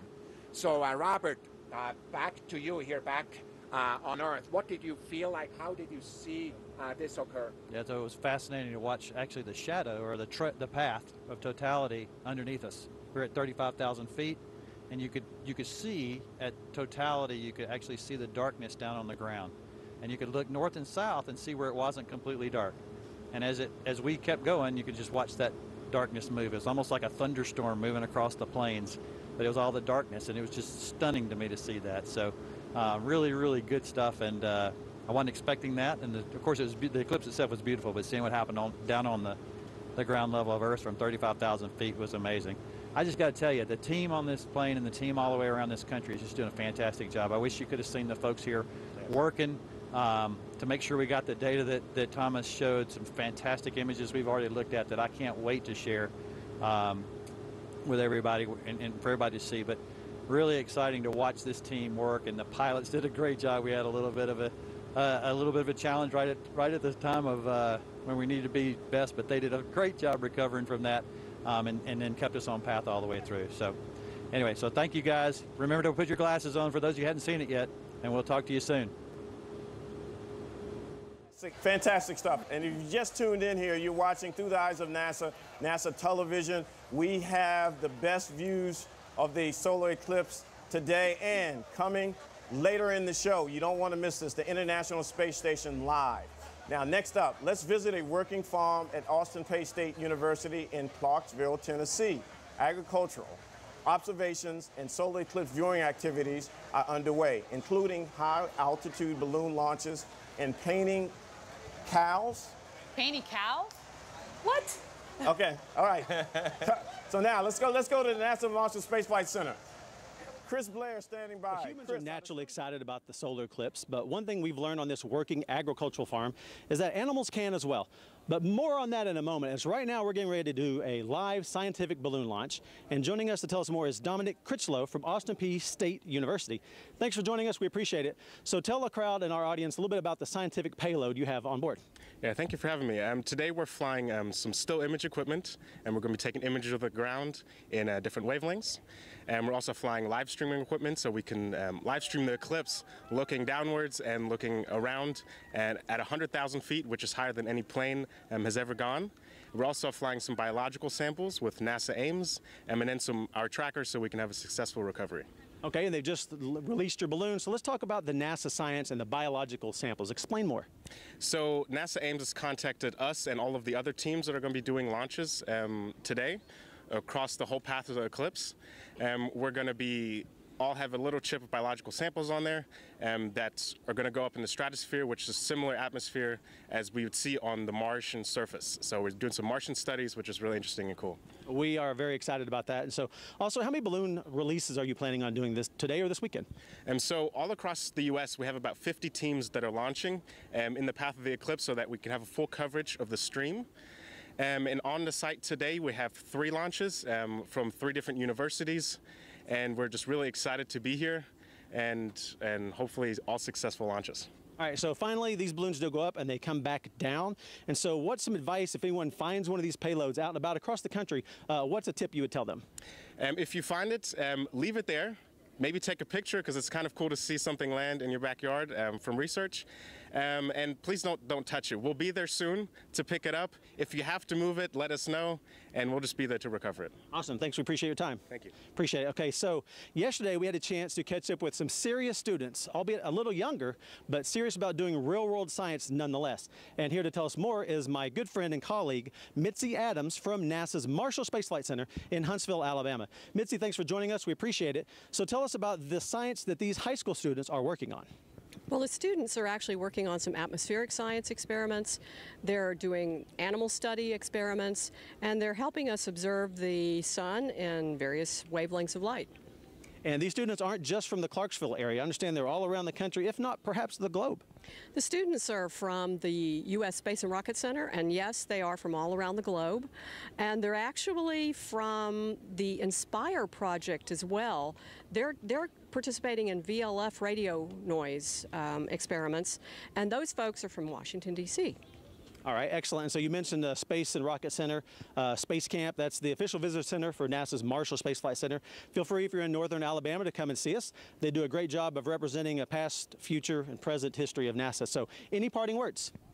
Well, you know, in the words of Frank Reynolds, I'd like for us to remember for the next American eclipse in 2024, let the shadow of the moon fall on an Earth at peace. Very poetically done. We appreciate it. All right, so up next is, as promised, our Animal Lovers segment. And so here on the agricultural farm, students are studying a really cool STEM field. So it's conservation management, it's veterinary medicine, animal biology, and so they're interested in animal behavior. And so joining us is Dr. Donald Sudbrink, head of the Ag Department here at Austin Peay State University. And so it's not cow tipping, it's cow painting, correct? Yes. We had to paint the cows that are in this study to see what sort of things that they would do, so we could record the individual animals so we could see what behaviors that they were exhibiting. So we saw the cows, and the students were involved with that Mitzi just spoke about. And we're also talking about cricket behavior and cricket observations. Yeah. Yes. Well, we're also talking about crickets. I'm an entomologist by training, and crickets generally chirp at night. So we're going to get a chance to see a series of isolated males and see what they do when the sun goes out. Okay, excellent. Well, glad you all are doing this kind of observational research. Really appreciate your time. Thank you. Thanks a lot. So, and speaking of time, it's almost time for us, everyone here at Austin Peay State University, to actually watch the solar eclipse. So let's go back live for continuing coverage of NASA's Eclipse Across America from Charleston. Okay, so Yadi, I wonder if the milk tastes better when you paint the cows. I don't know. I don't think so. I don't think so. All right, let's go to social media. We've been in the show here, and I know it's a buzz. So over to John Yerbrick for social media update. Yeah, last time I looked, Dwayne, there were 2.1 million people looking online on our website, on our 1.2 on our live stream. So it's a huge conversation, and Solar Eclipse 2017 is still trending #1 on Twitter. So it's been huge. Can we go to the first slide here that I've got up? This right here is an amazing photo. Sometimes they say you have to be at the right place at the right time. This is taken by one of our NASA photographers, Bill Ingalls, out in Washington. And he captured, it's hard to see here in this pic, but he captured the International Space Station transiting the sun during the partial eclipse there in Washington. Pretty amazing. You kind of have to look closely. We'll also be putting these images up online if you want to see them. But one of those little dots there is the International Space Station traveling at 17,500 miles per hour. Here's another one from our photographer in Wyoming. Same concept, capture the space station. We knew exactly when the space station was going to be flying, what its orbit was, and when it was going to cross the sun. And look here, it's just an amazing sight. I'm really proud of our photographers for getting these shots and proactively trying to get something that no one else probably has, and thinking through and getting this great image. So let's take a few questions from social media. I want to remind our viewers at home that you can ask questions to us here on the set and on social media with the hashtag Eclipse 2017. So why don't we bring it back here to the stage. First question is from Twitter. What if we wear sunglasses instead of eclipse glasses? Will we actually be able to see the eclipse? Do sunglasses help? Does it give you any sort of protection? No, that's definitely a no-no. You should not wear sunglasses, normal sunglasses. Always wear the actual sunglasses that are made for solar viewing, like the ones that I'm having here right now in my hand. And if you don't have the sunglasses, you never look directly at the sun. You look like you do an indirect projection of that eclipse. Never look at the sun without the proper safety. So another question here comes from Deborah from Facebook. So the sun rises in the east and sets in the west, and the Earth rotates in clockwise motion. Please explain how it starts in the west and ends in the east. Well, so the Earth is rotating from west to east, but actually the moon is moving faster, about 3,400 miles an hour, casting a shadow down on the Earth, which is rotating at about 1,700 miles an hour.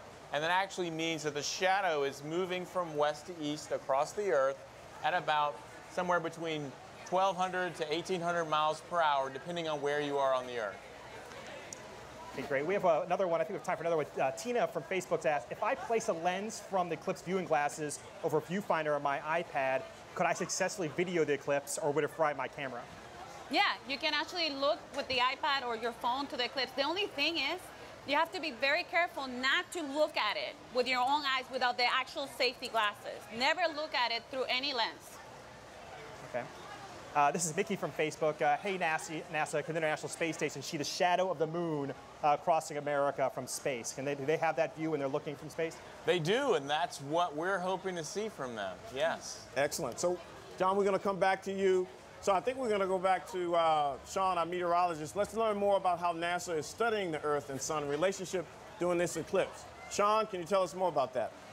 Right, thanks, Dwayne. So during the eclipse, the moon acts like a giant cloud as it passes over areas in the path of totality, casting a large shadow on Earth's surface. Now, the footage you're seeing right now shows a solar eclipse that occurred in March of 2016 over Indonesia. That experience helped us determine how best to study today's eclipse. These images were taken by NASA's EPIC instrument aboard NOAA's Deep Space Climate Observatory, or DISCOVER. It's just one of the instruments we'll be using today to study the eclipse as we monitor changes in Earth's energy balance.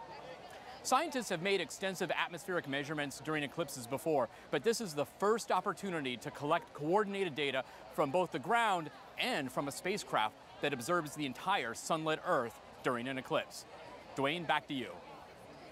Thank you, Sean. Okay, so now we have a special guest with us today, the Associate Administrator for NASA's Office of Communication, Jinray Wong. Jinray, welcome. Dwayne, thank you. So happy to be here. Oh, it's an exciting day. It's a I'm glad wonderful you day. to join the team here. And our next location you are pretty familiar with, I'm sure. I'm very blessed, and I do know something about the great state of Nebraska. I've actually lived there for the last decade. And I have friends and family who are watching there from the path of totality. I have to tell you, this is by far the biggest thing that's happened in Nebraska as of recent.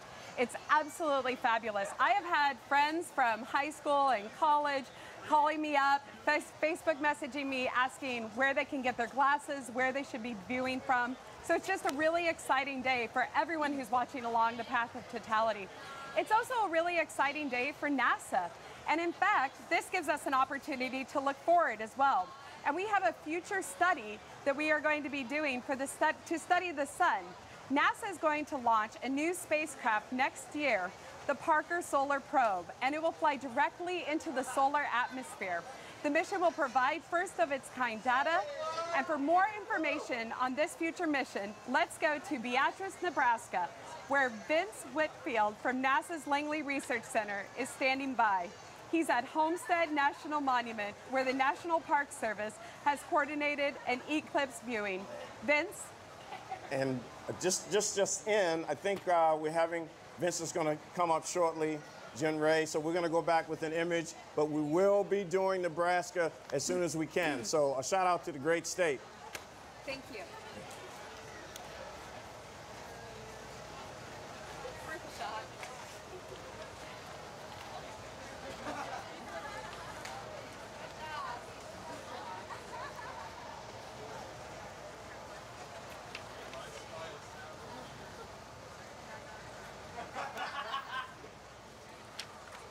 Okay, folks, Jody and Alex, this is a different view here. What are we seeing, Alex? Well, so we're looking at a different wavelength of visible light. It's called calcium K. So this is light that's produced by excited calcium.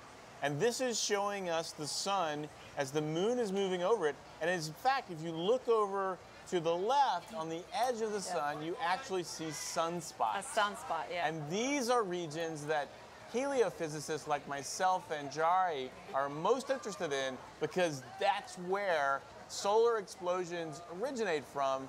In fact, the magnetic fields that come up into the corona that we see during the total solar eclipse originate from those sunspots. Yeah. Actually, this sunspot had a solar flare yesterday. Right, and I believe this is coming from Carbondale. So that's, now it's why is it purple? Is that, what's the color mean? That's actually the light and the color of the light in the filter. The color is a bluish light, and so it comes out as a purple color. But it is a type of visible light. It's one we look at quite often from both space and the ground and look in the sun. Now I see some black thingies, look like a little river. You see it over there near the corner on the left? Yeah, that's the sunspots.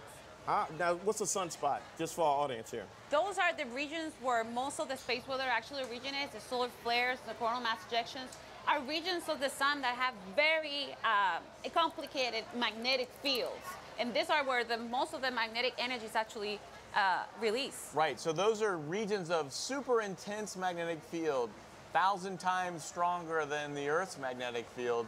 And those have lots of energy, and they drive space weather. Okay, I think that's why we didn't get the Nebraska feed right now. Those things cause that, I think, right? That's right. We're getting a little glitch. Hopefully we get Nebraska. Okay, Sean, we're going back over to you. We'll talk about moon shattering.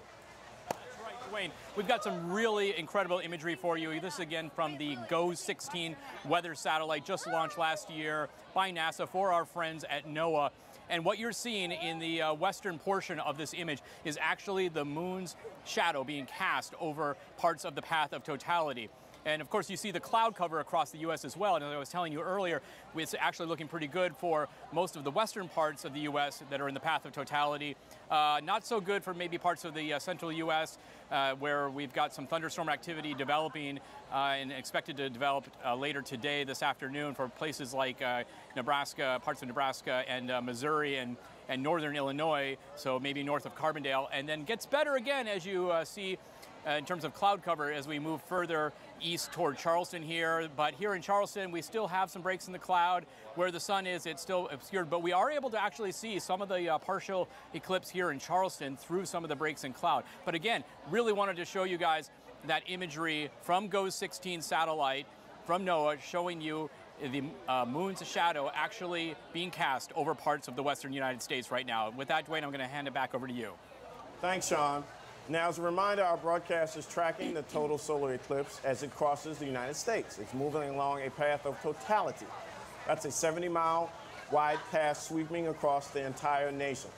Over 12 million people live inside the path of totality, plus it's estimated that close to 7 million people have traveled to cities within the path of totality. I know that today is truly a day of celebration as people gather in cities and festivals to view today's celestial event. So let's get into the cultural impact here, guys. Alex, what's your take on the cultural impact of these eclipses? Well, you know, this is really such a fantastic opportunity to connect the nation and, in fact, the world with one of nature's most amazing celestial events. And this is something that we, as working at NASA, are really excited to be able to share. And in fact, we've even worked with some of our colleagues in other parts like the U.S. Postal Service. Yes, the U.S. Postal Service actually created a special stamp for this event. Right. So what I want to do, let's talk about the stamp. Sure. But Generate Charleston, Nebraska, the sunspots are gone, so let's go to Nebraska. Vince Whitfield, are you there? Hi, we're at the Homestead National Monument of America. This is a great location to watch the eclipse, and we've staked out a good spot here on the prairie. Even though the weather isn't cooperating, this is still an excellent event. We're also very prepared. Please make sure to use your protective glasses when viewing the eclipse wherever you are. You can cause serious damage to your eyes if you don't take precautions while watching. And there are a lot of people watching. As you can tell, The festivities, just like the eclipse, are in full swing. I'm joined by Chief Park Ranger Susan Cook. Hey Vince, how are you? Great, Susan. Thanks for joining me today.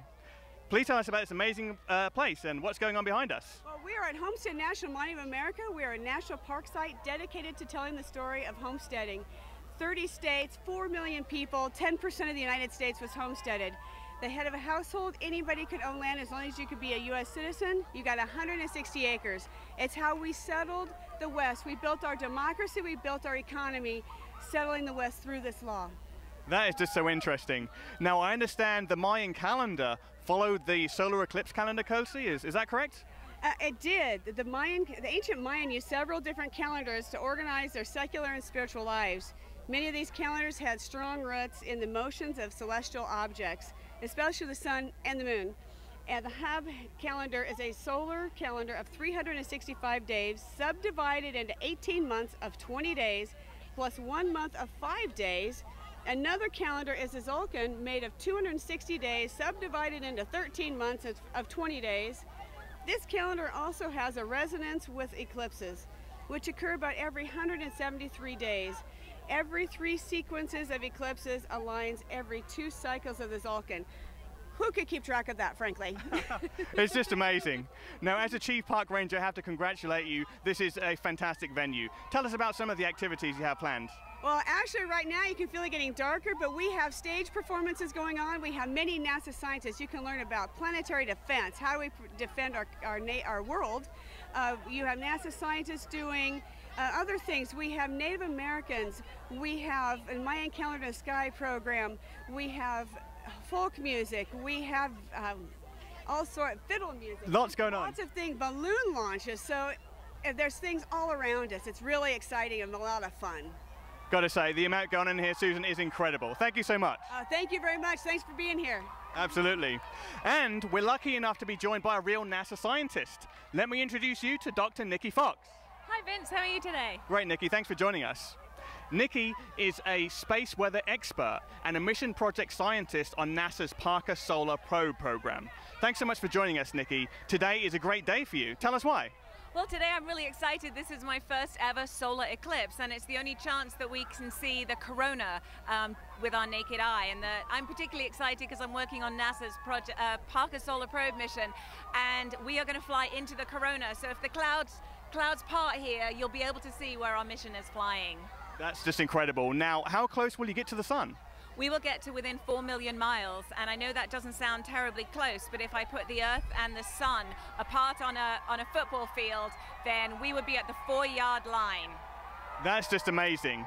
Now, for you watching at home, that's kind of like traveling from Washington, D.C. to Philadelphia in about 1 second. Just incredible speeds. Now, how can you be so close to the sun and not burn up? So we have a wonderful heat shield, but we also, the technology, it's been 60 years since this mission was first thought of, and it's only now that technology has caught up with our dreams.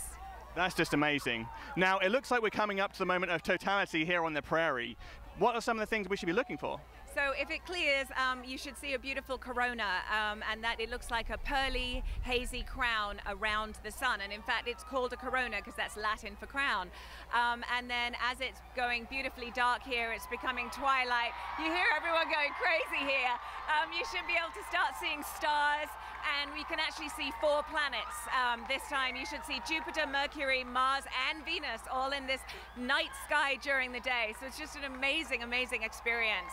And if you can't see the corona, I do have a map of it here. This is a 3D print that was done for me, and it looks exactly, it's a predict of what the corona looks like today. So if it's cloudy, here's your corona. Now, it looks like the moment of totality is upon us. Let's just take let the guys at home have a few moments to take in the sights and sounds of the crowd as totality happens on the prairie. Oh, wow. And you can see the corona, and I may cry, but you can see the corona. So now you're seeing this wonderful hazy atmosphere. I don't need my glasses now, Vince, because we are in totality. Wow. And so this is the only time that it's safe to look. But right now you can see that hazy ring. That is the chromosphere. It is looking a little bit sort of reddish. And you just see there's those red wisps are little prominences that are coming away from the sun. Wow. Unfortunately, we can't quite see the stars yet because of the clouds, but my goodness, you can see the corona, and that is an absolutely incredible, incredible sight.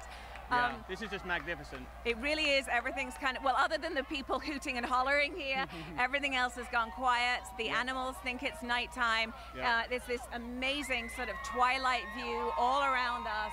And just look at that corona. That is incredible, absolutely incredible. Yeah, that's amazing. Yep, and the moon is going to continue. We've got about 2 minutes, 35 seconds of this amazing view. And then here we come. Here comes the diamond ring. So it is glasses on again time. Glasses on. And here it comes. There's the diamond ring. And that is the most spectacular sight.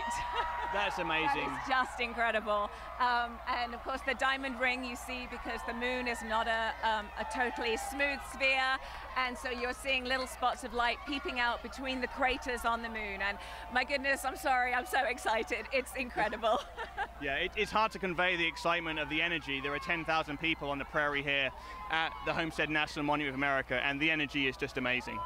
And they've been here, a lot of them have been here since 6 o'clock this morning, and the atmosphere has been incredible. Everybody is happy, and it has just been amazing.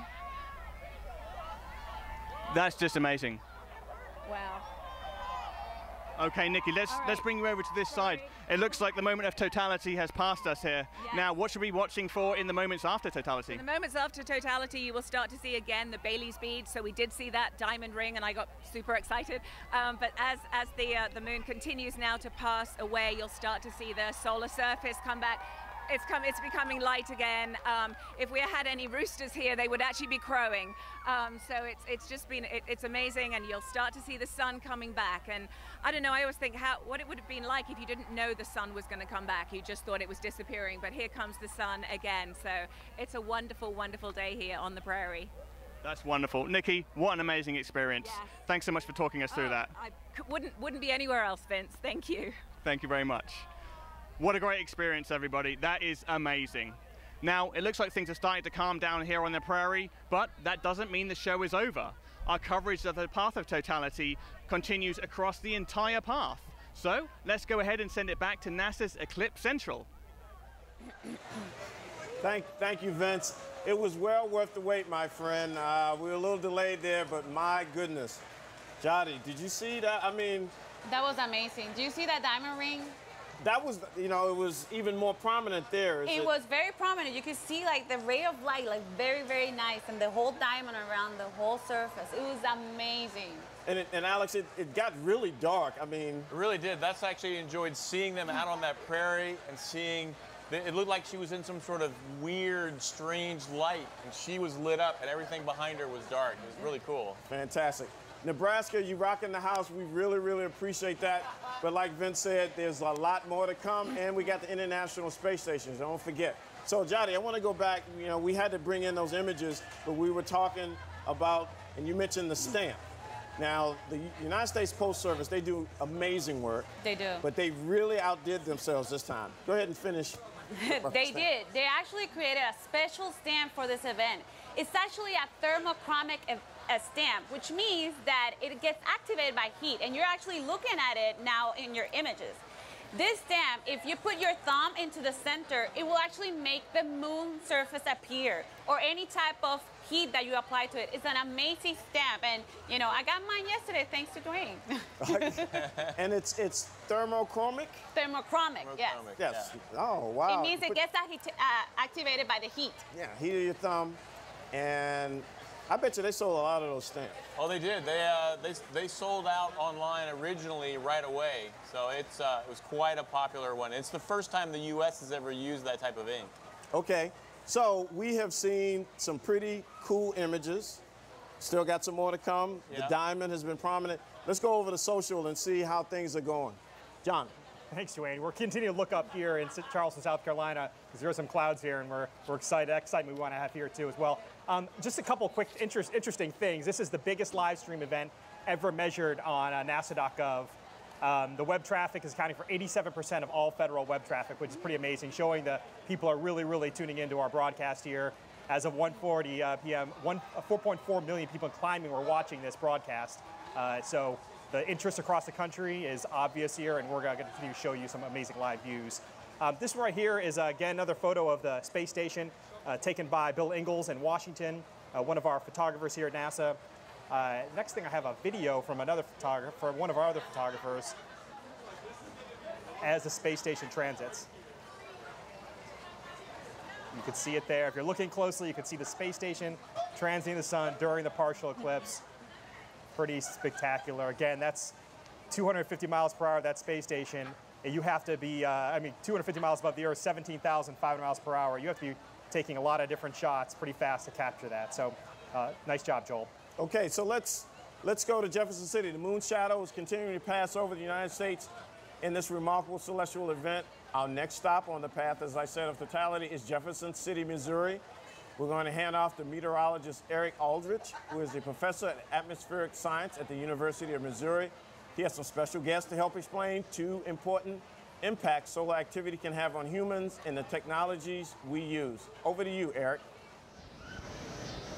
Okay, thanks a lot. Yeah, we are live in Jefferson City, Missouri. Jefferson City is actually the state capital, and as you can see behind me, there's a lot of people that are here. It's been a whole weekend type of thing, Saturday, Sunday, and of course here on Monday, lots of family-friendly things. There's been corn mazes, there's been 5K runs, there's a lot of good food. Too bad you can't smell the food, but there's a lot of good food that's here as well, and just a very nice weekend. The weather has been perfect. We've had some showers and thunderstorms off to the west all morning. We've had a few high clouds kind of stream on in, but certainly things are looking really good. I am lucky to be joined here by 2 special people that are going to be talking about space, weather, and just how things work in space. Dr. Janet Kavandi, thank you so much. You are the director of the NASA Glenn Research Center in Cleveland. Right. You're also a 3-time shuttle astronaut. That's right. And you're actually from Springfield, Missouri. So welcome home. Thank you. It's great to be back. Well, great. Yeah. So now, we've been talking a lot about safety, and obviously you don't want to look right up at the sun. Not without these. That's right. Right. And so we all have some, so that's good. But what about the astronauts that are up in space? What is there to help keep the astronauts safe from the solar radiation and so on and so forth? Well, for their eyes, we know that they know that certain windows they should not look out of because there's no protection. Other windows have protection on them that help shield their eyes, but also there's other kinds of radiation like protons that come from the sun, heavier particles that can cause damage to our cells, and we try to shield the astronauts as best we can because they're above the atmosphere. We're shielded here by the atmosphere quite a bit, but above that you don't have that natural shielding, so we have to do it with metal in the vehicle and then some water bags around the sleep station so they can sleep surrounded by water, and that also helps absorb some of that radiation. Okay. Now, we also are kind of excited about space communications, and that's certainly another special research area. And so also with me here today is Dr. Tamitha Skov. Now, you're from the Aerospace Corporation in Los Angeles, so welcome to Central Missouri. Thank you. Now, you're also a space meteorologist, and you are also referred to as the space weather woman. I am. Right? So I've been intrigued by this. What exactly does a space weather woman do? Well, most people don't realize that the sun actually has its own unique weather that comes from it. And those solar eruptions that come from the sun, they actually hit Earth and cause issues for us. So I actually do a weekly broadcast, weather predictions, just like you do, like a meteorologist, that talks about when these events hit Earth and the types of issues that they cause for things like communications, like GPS and other systems. Okay, now we're just about 15 seconds away, actually, I believe, from totality. Put our glasses on. So we're going to put our glasses on. You can hear the crowd cheering in the background, and it is getting dark. We're getting close to Bailey Beads. Here we go. We're almost at totality. And you can see the here we Bailey go. Beads. There's almost a diamond ring right there. And there we go. I think we're at totality. So now you can take your glasses off. That is amazing. You can actually see the corona a little bit even through the clouds. That is incredible. Now, Dr. Kavandi, you've been in space. You've seen numerous sunrises and sunsets from the space shuttle. How does this event compare? Oh, this is completely different than anything I've seen before. I never saw an eclipse.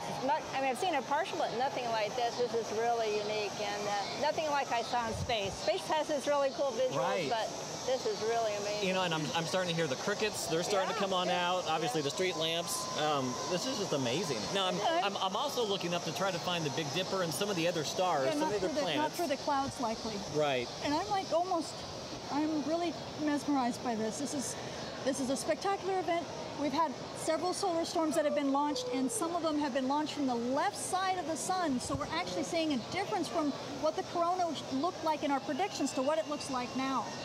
And then on top of that, we have ham radio operators all over the state right now who are making contacts that they haven't been able to make because the upper atmosphere is just all turbulent right now, and it affects the communication signals. So we've got GPS operators and ham radio operators doing a ton of science, and it's just so overwhelming. This is amazing. Now, my team of atmospheric science researchers from the University of Missouri, they are actually sending up weather balloons here this afternoon to try to figure out, how the weather is changing at certain height levels. And actually, here's a map of the solar radiation throughout the state of Missouri, and you can kind of see how much solar radiation is hitting the surface of the earth here in Missouri. Just interesting. This is amazing. It is. You can tell the crowd is just mesmerized. This is so cool. And you can even see the dips in the valleys, as you can see little areas of the sun where it's shining through more. Right, and those create the Bailey beads that we see as we get out of totality, which is coming up here pretty soon. Right. Not quite yet, though. Yeah, I think we come out of totality at 1:15:35 local time, and so we just have a few more seconds of that.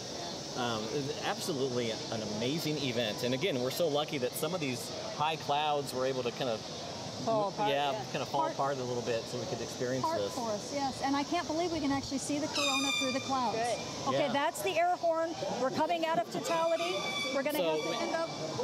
So we need to put our safety glasses back on. There we go. Put your Bailey beads. There we go. We got to put the glasses back on. Oh my goodness. So as you can see, we're coming out of totality here in Jefferson City, Missouri. Ladies, thank you so much for experiencing this with me. Thank you. Quite an experience. Thank you very much. Yes, it was. Thank you. So everyone's excited here in Jefferson City, Missouri. The sun's starting to come out a little bit. We're going to go ahead and send it back to Charleston. We should have stayed. Thanks, Eric. Yadi, wow. It's an amazing, I get goosebumps every time I see this. So I cannot imagine how it's going to be, when we actually see it here in South Carolina. I mean, so Alex, I'm speechless, man. I mean, as a scientist, you got to love this stuff, right? Oh my God, and it's so great to hear them. I mean, I love hearing an experienced astronaut talk about how overwhelming it is, given the amazing things that she has seen, but also to hear my colleague, Tamitha Scove, who is also a heliophysicist and a space weather expert. I can hear the excitement in her voice. I mean, it's palpable. It's just great. Okay, so check this out, guys. I mean, I think things are going so smooth. We're going to go to another image right now from Hopkins Girl. Brian Massey, out there from Marshall Space Flight Center. What's going on? You got some action there. From Hopkinsville. There it is.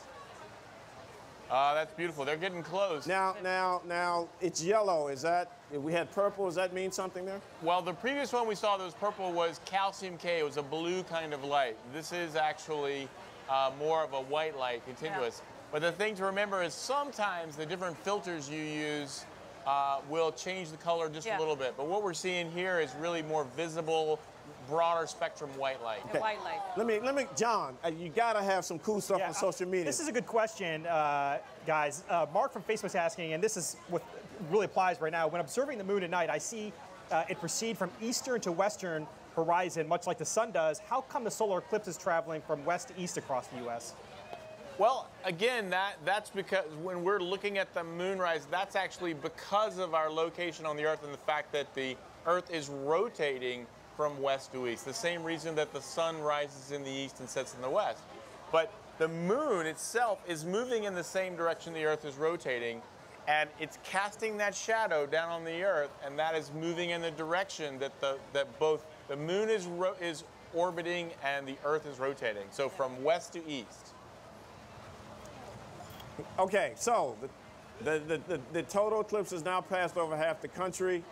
It's currently over Illinois, and I think we're going to have some views coming up shortly, but what I really want to do here, guys, is this has been really incredible. I want to give a shout out to the College of Charleston. Make some noise.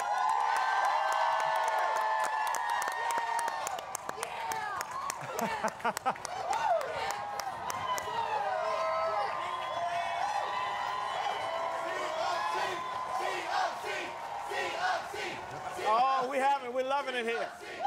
So now we've got live video coming to us from Hopkinsville, Kentucky. It's a small town that's known for southern hospitality, like Charleston, and it's also a prime spot for viewing this total solar eclipse. Hopkinsville is the city with the longest duration of the total solar eclipse, for a total of 2 minutes and 40 seconds of totality. NASA's Marshall Space Flight Center, Brian Massey, I'm so excited. What you got, man? Dwayne, we're just as excited as you are. We are here in Eclipseville. Say hello, everybody. Oh, we're having a great time. I'm surrounded by 1,000 of my best friends. We're getting ready. It's starting to get a little darker already. We're also joined here by NASA Marshall planetary scientist Renee Weber. Renee, thanks for joining us. Thanks. It's really great to be here. I just want to say thank you to the city of Hopkinsville for having us out on this beautiful farm in Kentucky, and we're just all really excited. Yeah, definitely. It's a lot of fun. The light's starting to fade, and the excitement's getting bigger. We are at the point of greatest eclipse here at Hopkinsville. Renee, tell us a little bit, what's the significance of that? Well, the point of greatest eclipse is actually a point in time when the axis of the moon's shadow is pointed most directly towards the center of the Earth. Great. So we are at the point on the surface of the Earth where that time occurs. Exactly. The shadow will actually be more circular here than anywhere else in the country, correct? That's right. And it's getting really dim, and we are just so close. It's incredible. Yeah, this is amazing. We can't wait to break out in the darkness. We've got our glasses out. We've been looking up at it. You can see now on the screen our live telescope view, and this is just amazing. Everybody is really enjoying it. We've got people from all over Kentucky, people from all over the world have joined us here, as this is Eclipseville, USA, and we are just a few minutes away from totality. But before we get to that point, Renee, tell us, you're a planetary scientist and you specialize in the moon, a lunar scientist. How does the eclipse really speak to what you do? Well, it is pretty cool to look up there, and when you're seeing that sun get dimmer and dimmer, it's because the moon is up there. Right. And I like to tell everyone that you're really looking at the moon when you're watching a solar eclipse, and it's just getting dim, and it's starting to get a lot cooler too. Yeah, it's incredible. Crazy. This is my first solar eclipse. Renee, have you ever experienced one? This is my first total eclipse too. I've seen partial eclipses, but I've never had a chance to see totality before, and I'm just so excited. It's amazing. The light is starting to fade as the moon steps in front of the sun here, and it's already just a really eerie feeling here, getting dark in the middle of the day. But we're really excited about it, and we're just a few seconds away. I've lost my counter, but I'm going to look back at the sun while I still have the opportunity. Wow, that is absolutely amazing. We're down to just a thin sliver of the sun. Renee, what do you think about this? I can't believe it. It looks incredible, and it really is starting to get dim, and nobody even needs their sunglasses, just your eclipse glasses, and you can see that beautiful crescent sun. Wow, this is absolutely amazing. We're just really looking forward to that for a chance. We got no clouds here in the sky, and you can see some airplanes up there, but that sun is just getting smaller and smaller. Yeah, it's definitely a Hopkinsville, Kentucky Chamber of Commerce sponsored day here in Eclipseville. There's not a cloud in the sky, and it's amazing how it's gotten so much cooler here since the sun started covering up started being covered. Yeah, it's nice to have a break from that hot southern sun. Yeah, definitely. We've been sweating it out a couple days here in Hopkinsville getting ready for this. We're getting really close now. So what exactly are we looking at here, Renee? Well, we are just about close to 100%. It's just getting smaller and smaller, and it's getting dimmer and dimmer, and hopefully soon we'll have a chance to see those Bailey's beads and that diamond ring. Right. That's when you can actually see the light shining through the moon's valleys. The moon's not a perfectly smooth sphere. It's got that rugged surface, and you can see those sun rays shining through those mountains and valleys and craters. Wow. It's looking like we're about 1 minute out now, and it's just getting smaller and smaller. Wow, this is amazing. The crowd's getting really excited too. Hey guys, who back there is excited for the solar eclipse?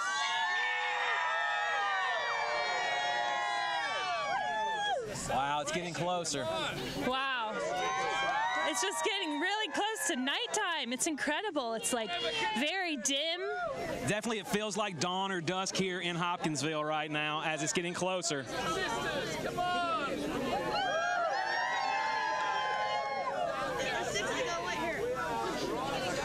And you can see on our feed, there's that tiny, tiny little sliver left to go. And it's really starting to get dark now. Wow. beautiful. It's like Goodness dust. gracious. And you can see the pink color around the horizon. Oh, it's like a sunset. It's beautiful. It's going. It's going. Just that tiny, tiny last sliver. Oh my goodness.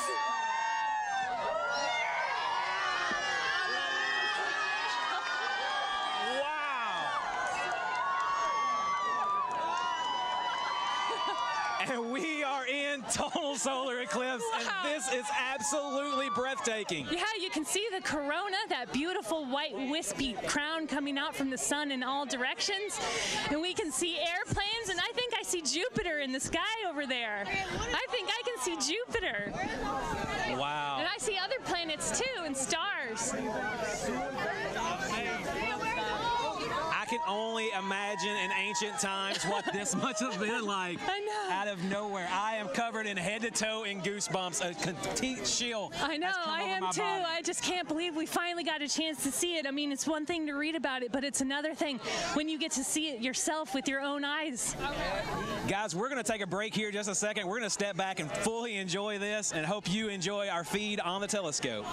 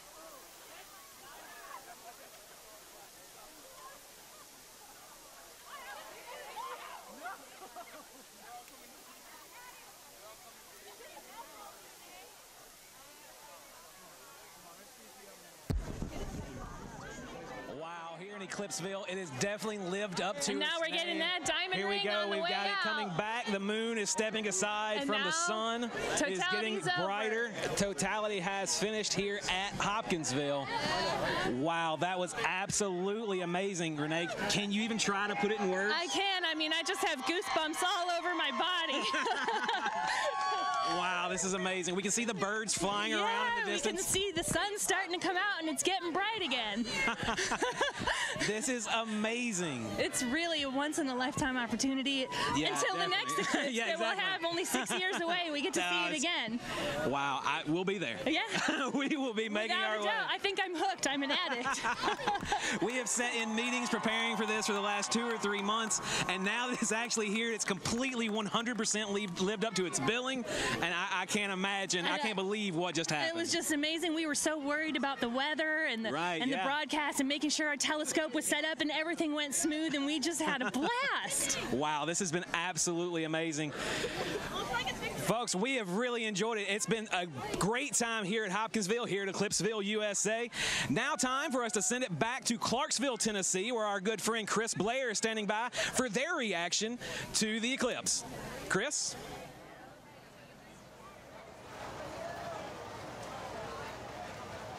Well, I think he meant Charleston, not Clarksville. So let's bring it back here at Eclipse Central. There's only one Eclipse Central, and it's here in Charleston. Yeah, okay, so the hits just keep on coming through the eyes of NASA. Now, let's continue. Now, these are going to be pre-recorded views from the high-altitude WP-57 aircraft. They soar high above the clouds that could potentially block the views of today's eclipse. and they're chasing the total solar eclipse. They're mid-wing, long-range aircraft used to conduct high-altitude research. So let's go to these pre-recorded views.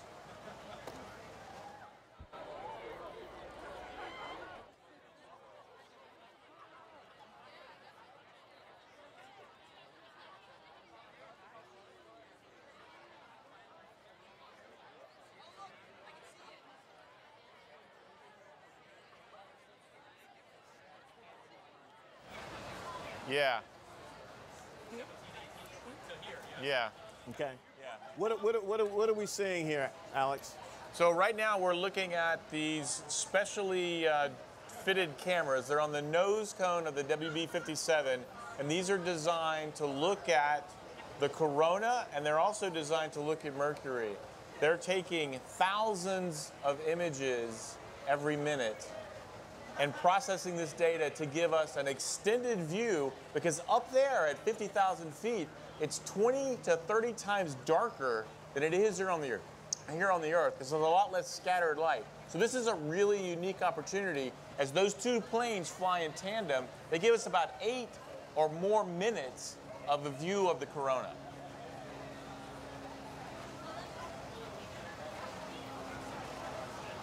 Now, the other thing they're actually looking at is, because they're so high up, it's very cold, and that allows them to take infrared observations. And in this case, Mercury is very close to the sun, and they can take infrared observations of Mercury to see the temperature change as Mercury is rotating. That's amazing. So we're going to come back with that, but let's go, now let's go to Clarksville and see what's going on there.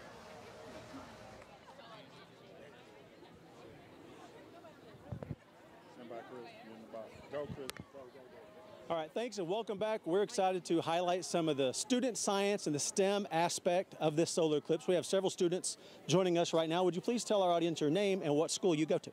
My name's Eliza Dellert. I'm from the University of Alabama, Huntsville. And what club or group are you with? I'm actually with the Space Hardware Club. All right, and you guys have been launching balloons all day today. Tell us about the scientific payloads and the instrumentation. Well, on our first balloon, we had a Geiger counter counting alpha, beta, gamma particles. We also had a pointing payload to get stabilized camera footage along the way. We had some hops from one of our local breweries. And then we, on our second balloon, we had a live streaming payload. So that was cool. That was probably our biggest project, thanks to Alabama Space Grant and National Space Grant. And so we were really excited with all of our experiments. They went really well. Excellent. Well, we're glad you came here to do this. We appreciate it. I appreciate it. Thank you. And so that's University of Alabama in Huntsville. And so we also have another student joining us from the Space Camp, U.S. Space and Rocket Center in Huntsville, Alabama. Tell our audience, please, your name. And I just said who you're with. So tell us your name, please. I'm Stephanie Bonifield. I'm from Pittsburgh, Pennsylvania. And you're with the Space Campers. What have they been doing all weekend long to get prepared for this eclipse? Well, the day before we left, we did a whole bunch of eclipse stuff. We did classes about what the eclipse is and like what we'll experience, and a lot of safety stuff. They didn't want anybody like burning their retinas or anything, so we did a lot of that. We talked about what experiments we'll be doing. We set up the shadow band boxes that are over here that are out of the shot, but we recorded, hopefully, some interesting data about what was happening during totality, so that's pretty cool. So you guys will go back and go over that data a little bit. Tell us about the students. Where are they from? It's not just students from Alabama. No, yeah, we have students from all over the country and even all over the world. We have students just in my team who are from like Spain. We've got someone from Norway, all over the world. It's crazy. There's a girl in another group who's from Mexico and a boy from Mexico, and they were like talking to each other in in Spanish the other day, and that was really neat, just meeting other people from other cultures. So you really get a neat experience at camp. Absolutely. Education is global. And so lastly with you, give us your first reaction to viewing the solar eclipse. It's just really crazy. It is daylight here, and it was daylight before, and then the eclipse kind of comes in slow, and it's just like a glowing ring in the sky. It's incredible. It's so hard to explain. And then the lighting, it's not like dark like at night. It's like this kind of almost eerie sort of ambient lighting, and there's a sunset everywhere. And then after totality, like right after, it was like somebody turned daylight back on. The moon just moves away and it's light again. It's really awesome. No, absolutely. It's exactly what happened. So thanks. We appreciate your time. Thanks a lot. So we got one more student joining us. It's from the Inspire Project. Please tell us your name and what school you attend. I am Robert Allsbrooks, and I attend Chesapeake Math and IT Academy in Maryland. And tell us a little bit about the science experiments and research you were working on while you were here. I was working with the balloons, and I was also working with the shadow bands and the ham radio.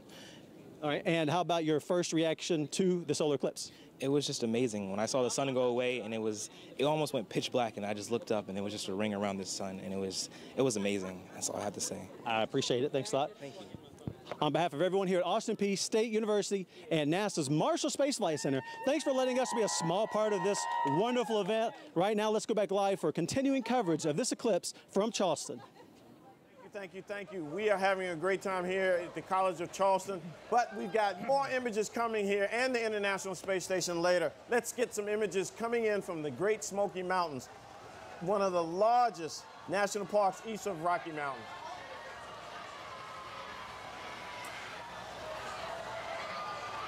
Wow. Alex, what is that? Looks awesome. We're looking at the sun that's still too bright. It's still too bright. But it's almost completely covered. It's getting dimmer and dimmer. And this is the unfiltered sun. So we're going to go straight from this to Totality. seeing the corona directly. This is going to be a pretty cool shot, actually. So here's you can still, see it's glasses getting still dimmer on. and dimmer. Still got to have your glasses on. It's still too bright to look at directly. But it's just almost like a little tiny Christmas star or something. It's crazy. It's getting tiny and tinier.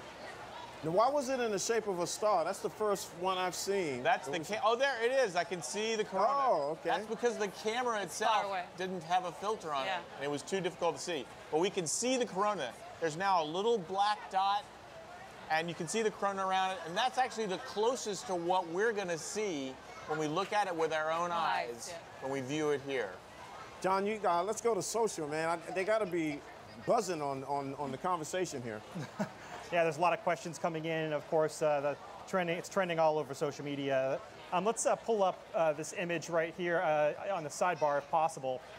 This right here is just one of our users did of the eclipse from Arlington, Texas. Pretty freaking cool, showing the showing the partial eclipse on his hand. Really interesting. And then we have the Toshiba screen in New York City, where, of course, everyone there in Times Square is able to see the partial eclipse. So it's pretty spectacular.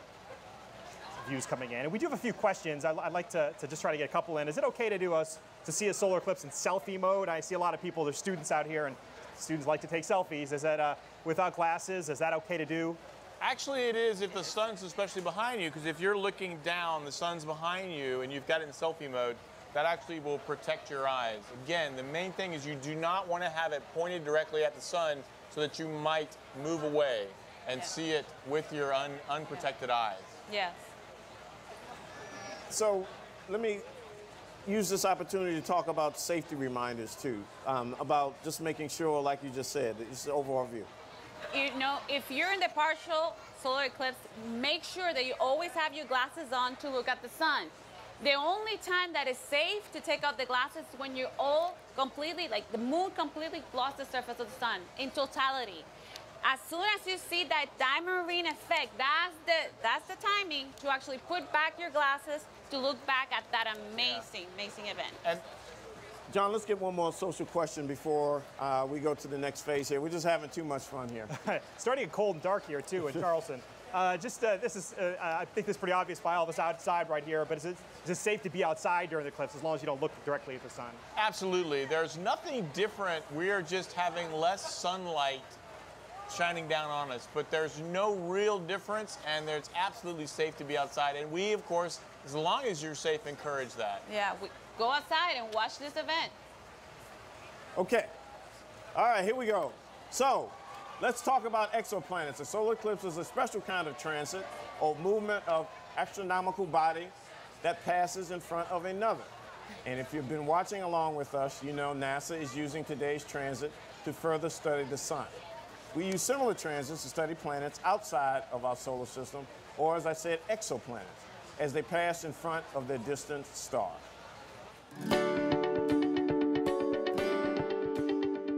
While a total solar eclipse is a rare opportunity to learn more about our sun, NASA's Kepler mission has been studying distant stars for an eclipse-like event called a planetary transit.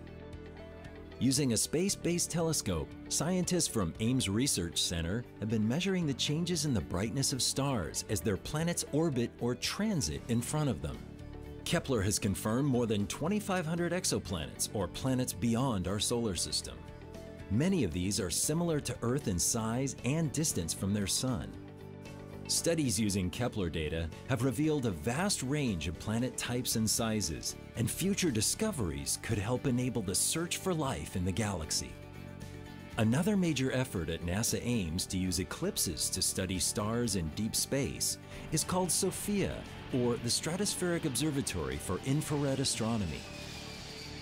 SOFIA is a modified Boeing 747 SP aircraft that makes celestial observations in the infrared part of the electromagnetic spectrum.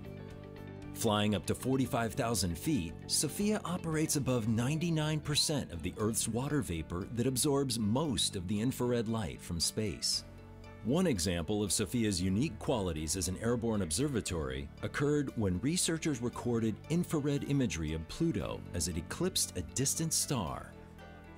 What we learn from missions like Kepler and SOFIA could help us to better understand the mysteries of our sun, our galaxy, and our place within it.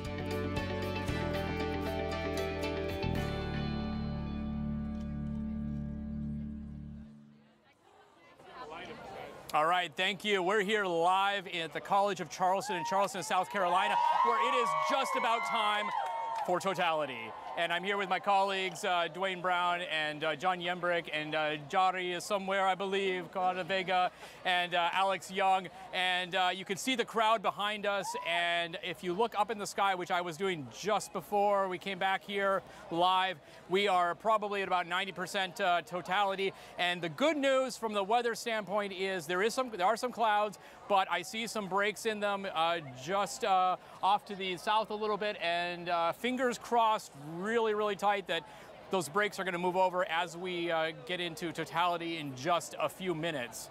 Dwayne, what do you have to say about that? Well, first of all, I want to thank you for, hey man, we got something. You are the man. You are the man.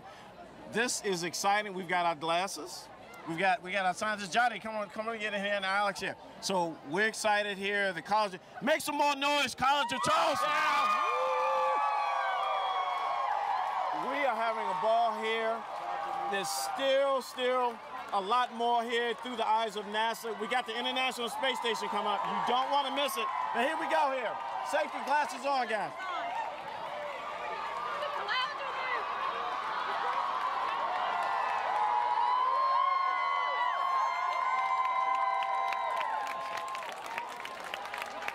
Let's get in there, yeah, but we still got maybe a few more minutes to go till totality, but you can see, look at that, you can see that, yeah. Wow. Johnny, you know, even with the clouds, we can still see it. It's pretty good, right?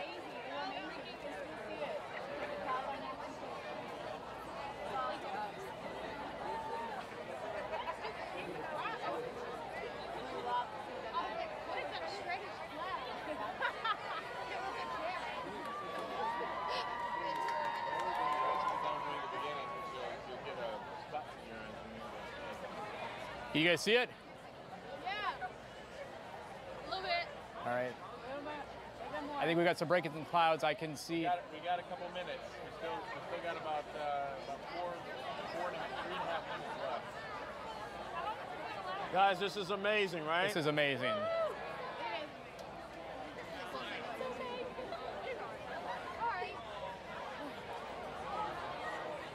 Through the eyes of NASA.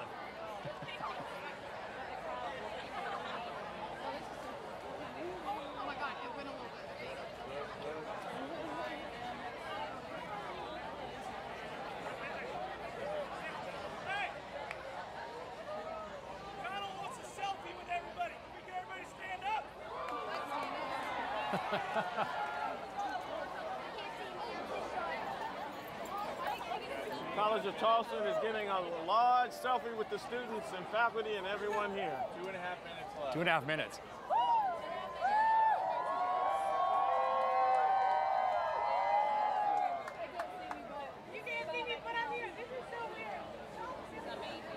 Dwayne, you've actually seen a total eclipse before. I have, and it's amazing, and it's spiritual, and it really brings you in step with that. We're just a small pebble on a highway of galactic endlessness. Does viewing this right now bring you back to that moment several years ago? It's a little different because I'm here on American soil with you guys here, but it's still breathtaking. Amazing.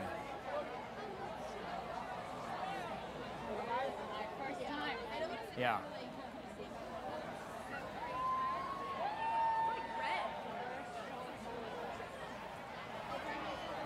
You know, Sean, I haven't seen it in Africa and here in the U.S. Doesn't get any better than that, my friend. No. Here we go, almost. Here we go, it's coming.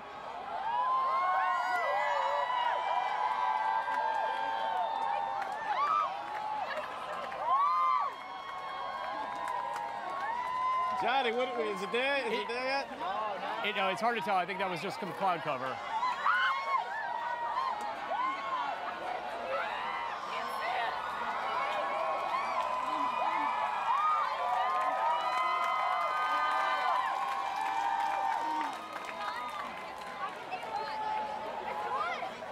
Getting dark. It's getting dark and it's getting cooler too, which is nice. The temperature has dropped. Yeah.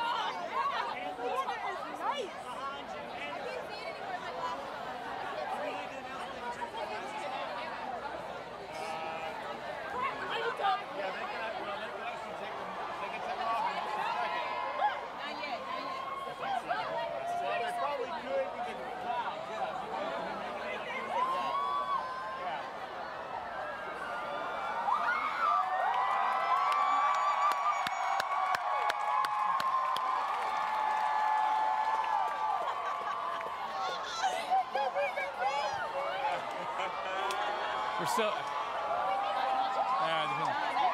I don't think we're quite there yet.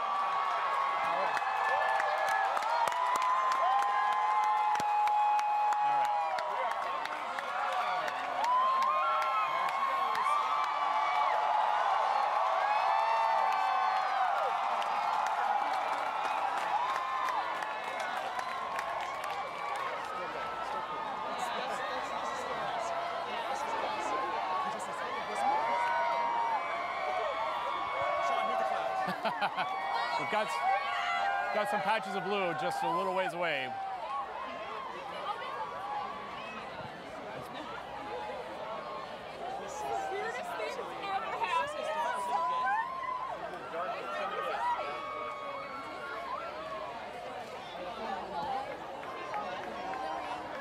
Still just an amazing experience. I have goosebumps. Like, this is...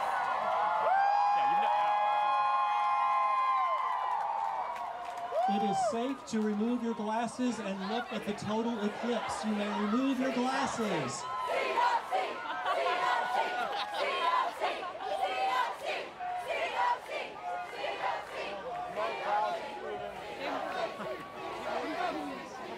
We've got a minute and a half, right? Yes. Totality. A minute and a half of totality. So we have. Once again, it is safe to remove your glasses and look at the total eclipse.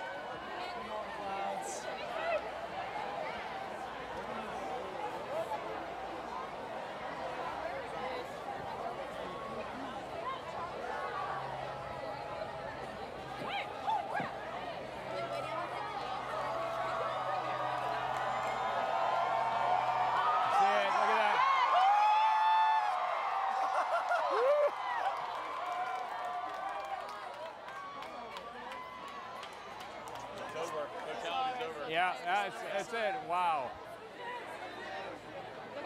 Put the glasses back on now. Glasses back on. Yep.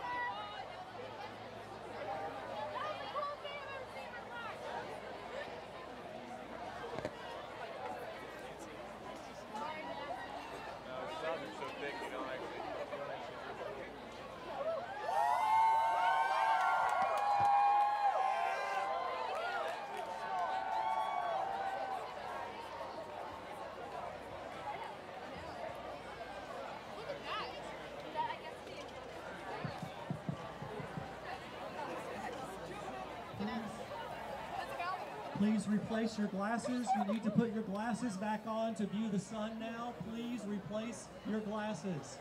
You must be wearing your glasses to look at the sun.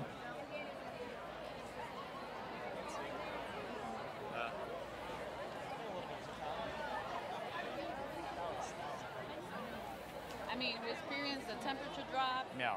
and it was dark. It was dark. 2024. Yep. Ready for the next one. We got IFB in your ear, Sean.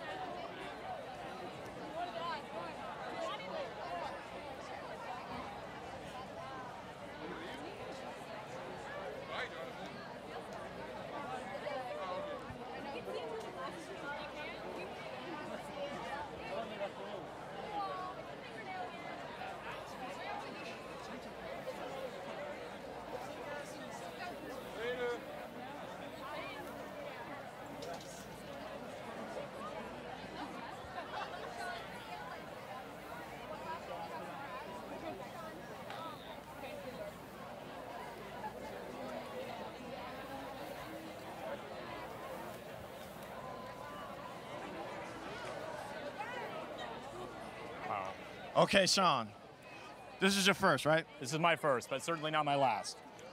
How did it feel? Amazing. You said it yourself, Dwayne. This is amazing. That's the only word to really describe it. You know, even though we had the clouds, it was just an incredible experience. We got to experience the darkness. We got to experience the temperature drop. We got to see it in, you know, kind of moving in and out between the clouds. But most importantly, we got to experience the energy and the enthusiasm that we feel all around us here today. Well, you know, this team in the city of Charleston, well, thank you. We had some iffy weather, but you made it happen, man. Yeah, well, thank you. And you, you know, you don't know the half of it. I've been also monitoring for possible thunderstorms, which we are having. We've been having just up to the north in places like North Charleston, Goose Creek. Luckily, because of a sea breeze pushing the moisture that's been bringing. Allowing these clouds to develop, moisture coming in from the Atlantic, that sea breeze has been pushing those thunderstorms inshore, inland a little bit. So even though we still have some cloud cover here, we have been very lucky not to have any rain or thunderstorms like we had yesterday at this time. You are really a true meteorologist, my friend. Johnny! Hey, Johnny! Okay, space weather expert extraordinaire. How was it? It was amazing. Like Sean said, even though that we couldn't see it, you know, consider the solar corona, which, you know, is what I really, really wanted to see. We experienced, you know, the darkness and the change in temperature, and also, I mean, the energy of the students. You know, we even started hugging up because we were like so excited. I mean, it has been an amazing experience. So the next one, you know, 2024. Hey, Alex. You gotta feel good, man. This was fantastic, and it was also a big tease for the next one, because man, I want to do this again. I could feel that shadow overhead. I could see the light and the horizon all the way around, feeling the change in the temperatures, even seeing the clouds themselves moving differently as that shadow hit overhead. It was fantastic. It was palpable, man. I could just feel the energy around here. And I want more of this. Well, let's hear what the country and all of this in Charleston. Let's go to social media. Over to you, John. Yeah, the reactions across the entire nation have been huge.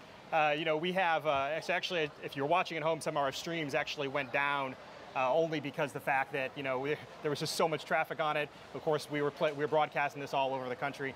I want to show up on our slide, some of our graphics here, some really cool things, photos that we have here, some crescent-shaped shadows in Seattle, Washington, taken by Logan Johnson. This is a pretty interesting image, as you haven't really seen anywhere else. The next one here is a totality view from Idaho Falls. This is David Cantillo. Just some spectacular images coming in from all over. You know, people are sending us stuff using the various hashtags out there. Eclipse 2017, which is our hashtag, Solar Eclipse 2017, which is trending on Twitter and other places. And of course, we're reading a lot of this stuff coming in too. We're seeing and reading your reactions.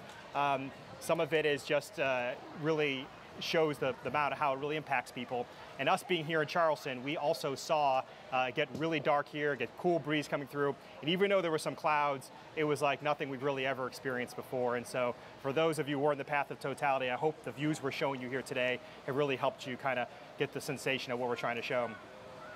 And here's this last one here is a 99.5 near totality nerds here in Boise, Idaho, checking it out. One of our photos there.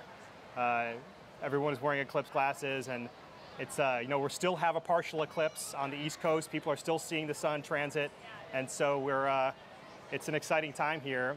I think that I think we have another view here from Bailey Beads, seen from Oregon, from one of our photographers.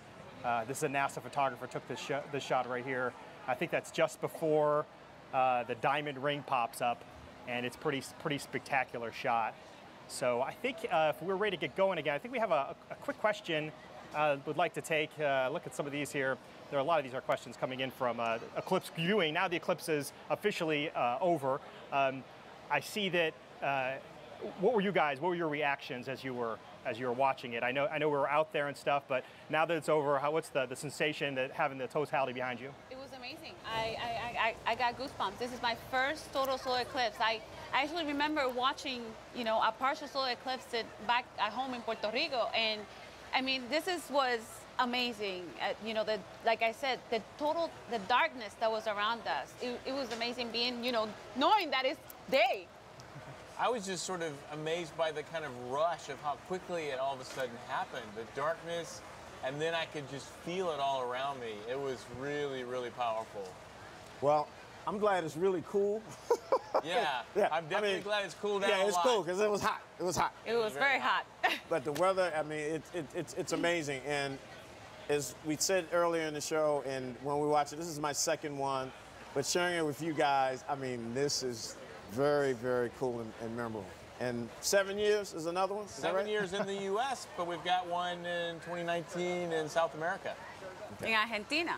So we'll start making reservations already. So this is certainly one for the history books. But we're not done yet.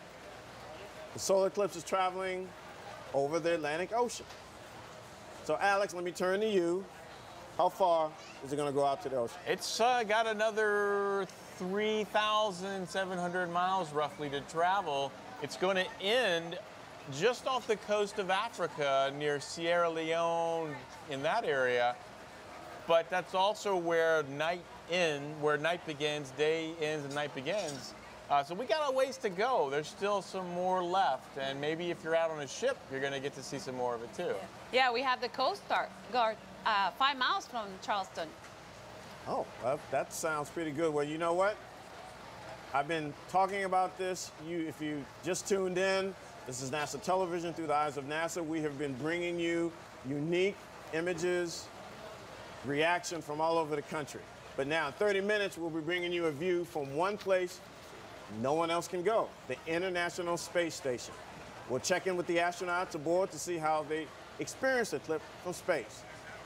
Here in Charleston, we will continue to see a partial solar eclipse for about 90 minutes or so. And remember to continue to use safe wearing, viewing, glasses, methods, and everything in between. Safety, safety, safety.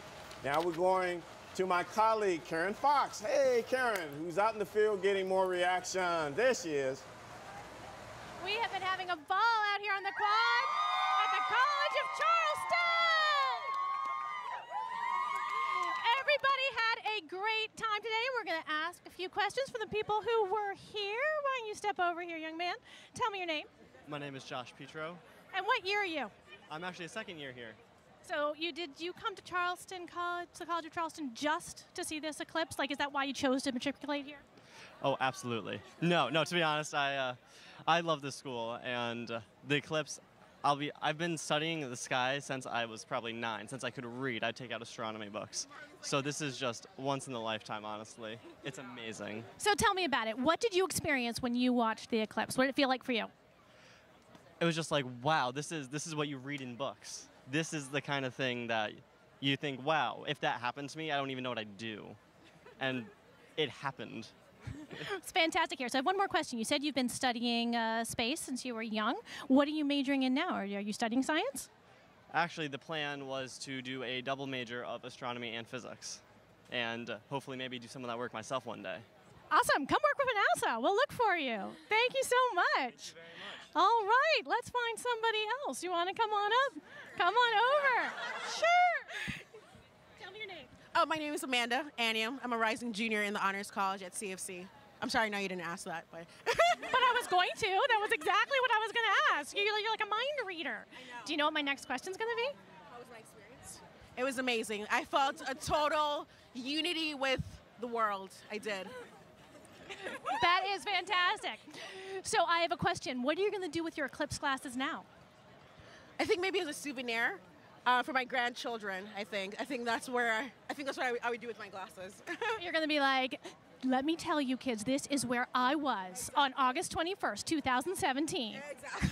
Yeah, she summed it up pretty well. Fantastic. Thank you so much. We are going to go back to Dwayne Brown, and we'll be back later with more conversations from the college. Thanks, Karen. It's always good to see the young and those. I see some inspiring scientists out there. Now, let's take a look at the highlights from today's events, and when we return, we'll learn more about how the astronauts viewed today's eclipse.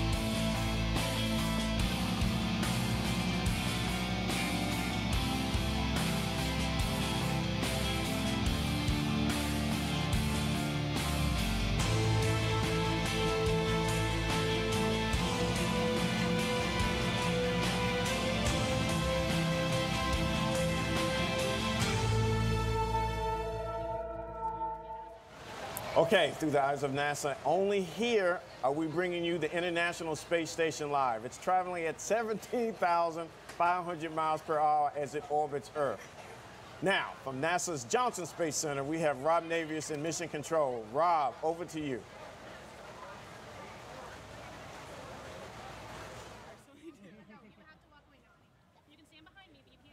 And welcome to Mission Control here in Houston. About 40 minutes ago, the 6 residents of the International Space Station flew over southern Canada, south of Hudson Bay, at an altitude of 252 statute miles, with a very, very unique view of today's solar eclipse. We're going to be talking with the crew in about 18 minutes from now and sharing some of that very, very unique video with you. It was spectacular, I must tell you, and digital still imagery that Randy Bresnik has captured throughout the course of the first 2 of 3 passes the station is making over the eclipse throughout the course of the day today. That has already been posted on social media and will continue to be posted as the day wears on. But we're looking very much forward to talking to the crew and getting their impressions and thoughts as they passed over the eclipse just about 40 minutes or so ago. So we'll be back to you in just a few minutes with the crew of Expedition 52 aboard the International Space Station. For now, back to you in Charleston, Dwayne. Thank you, Rob. And coming up later in the show, we'll have another unique eclipse view from space. We'll have imagery from NASA's Solar Dynamics Observatory. It's also about to see an eclipse. So, SDO, Solar Dynamics Observatory. Alex, tell us a little bit about SDO. Well, SDO is one of NASA's heliophysics fleet. It gives us an unprecedented view of the sun. Incredible detail, incredible time and spatial resolution. It shows us 10 different wavelengths of light at the same time, showing us in mostly extreme ultraviolet light the sun's outer atmosphere, corona and chromosphere, where we can see all of the dynamic phenomena that's happening. It is putting down almost 2 terabytes of data a day, giving us these unbelievable views of solar eruptions, solar prominences, solar flares, and all of the activity in the sun that drives space weather, what Yari spends her days studying. I mean, it's just an amazing mission because it lets you see in so much higher resolution the images from the sun that you can actually understand the origins of space weather and those solar flares, the corona's mass ejections. I mean, put it in perspective, it's like downloading more than 1 million pictures a day. That's how much data. SDO, wow, that's incredible. Okay, so we're gonna go back to Karen Fox, who has a pretty important person with her. Karen. All right. Hello, we are back, and I have Mike Massimino with me, a former NASA astronaut who was on the Space Shuttle twice. Hello, Mike. Hello, Karen. Hello, everyone out there on NASA television. It's good to be back on NASA TV. We are so glad to have you here. Now tell me, was this your first eclipse? Yes, this was my first eclipse. I think there's one that passed by my neighborhood in New York on Long Island when I was a kid, because they were telling us not to look up at the sky and be careful and all that. That was like 9, I think, when that was a long time ago. So this is definitely the first total eclipse I've been a part of, and yeah, we'll see. We'll see when I can get to the next one. This was pretty cool, though. I'm glad I got to be here for this one. Tell me a little bit about it. What was your experience? Did it live up to what you were expecting? Yeah, well, I mean, there was certainly a lot of excitement. It was, you know, it came right at the right time. I think all the science assets and resources that were out there trying to collect data and study the sun, that all went well. A lot of excitement throughout the country. A little bit too much cloud coverage here, though, in South Carolina. You know, like, you know. So, you know, maybe we could have gotten a better view, but it could have been a lot worse too. I think there are other parts of the country that got clobbered a little bit worse from the weather. But it was really cool to be here, and it got cooler. You know, I could see it, and I could feel it with the temperature, and I could hear it with the excitement of I guess predominantly a student crowd that we had here at the college at Charleston. So tell me a little bit about what it's like, something that the rest of us have not been able to see, which is seeing Earth from space. Tell us a little bit about that. You know, the Earth from space is the most beautiful thing I've ever seen. It really is beyond words. It's like a look into paradise. It's just a beautiful planet. We're very lucky to be here. And I used to always count like the lucky things that we had here. We have an atmosphere that keeps us alive, and we have water that keeps us alive here on our planet, and we have a magnetic field that keeps us protected from solar radiation. But we also have a moon and a sun. The sun is 400 times larger than the moon and 400 times further away, so they're the same size in the sky. So we get a chance to have solar eclipses, which other planets in our solar system do not. So we're lucky for a lot of reasons, and I'm going to add solar eclipses to the list. But the beauty of it, the beauty of the planet, and also the sense of clockwork of this, you know, this ballet, this dance that goes on between the Earth, the sun, and the moon. You can see that in space, and you can see the rotation of the Earth. You know, what we call the terminator between night and day, and as that just steadily rotates, you know, just like this clockwork going on. And that's what we witnessed today. This clockwork with the moon involved, getting in the path of the sun, and us all lining up perfectly together. And it's that clockwork that still amazes me, that everything has this permanence to it. It doesn't disappoint you. It's been going on for billions of years and will continue to go on for billions of years. The sun will come up tomorrow. These things will keep happening. It's a power, a force that we can't control. And to see it in space was cool, and now to see it down on Earth, that was cool as well. That is a beautiful sentiment. Thank you very much. I agree. We've had an incredible day watching this. So how about 2024? Do you think you'll be lining up to see the total eclipse in 2024? When's that? That's not too much long. Where is it going to be? Where is it coming that year? That is going to go up from Texas up through Maine. It will be in 2024. We're excited. So not coast to coast, but yes, that'll be good. I'll go. And back to Dwayne Brown. Thank you. Hey, thanks, Karen. It's good to see Mass too. Now that the entire United States has experienced today's solar eclipse, let's go to social to see what people are saying, and they're saying a lot, I'm sure, right, John? Yeah, thanks, Dwayne. Yeah, we just captured a few reactions and want to show those to you here with some graphics. This person right here is loving NASA's game day today. He's giving some shout out to us here on the broadcast, which is really quite nice. This is another one of our Twitter users from Nashville. Just some awesome photos taken by users across the internet.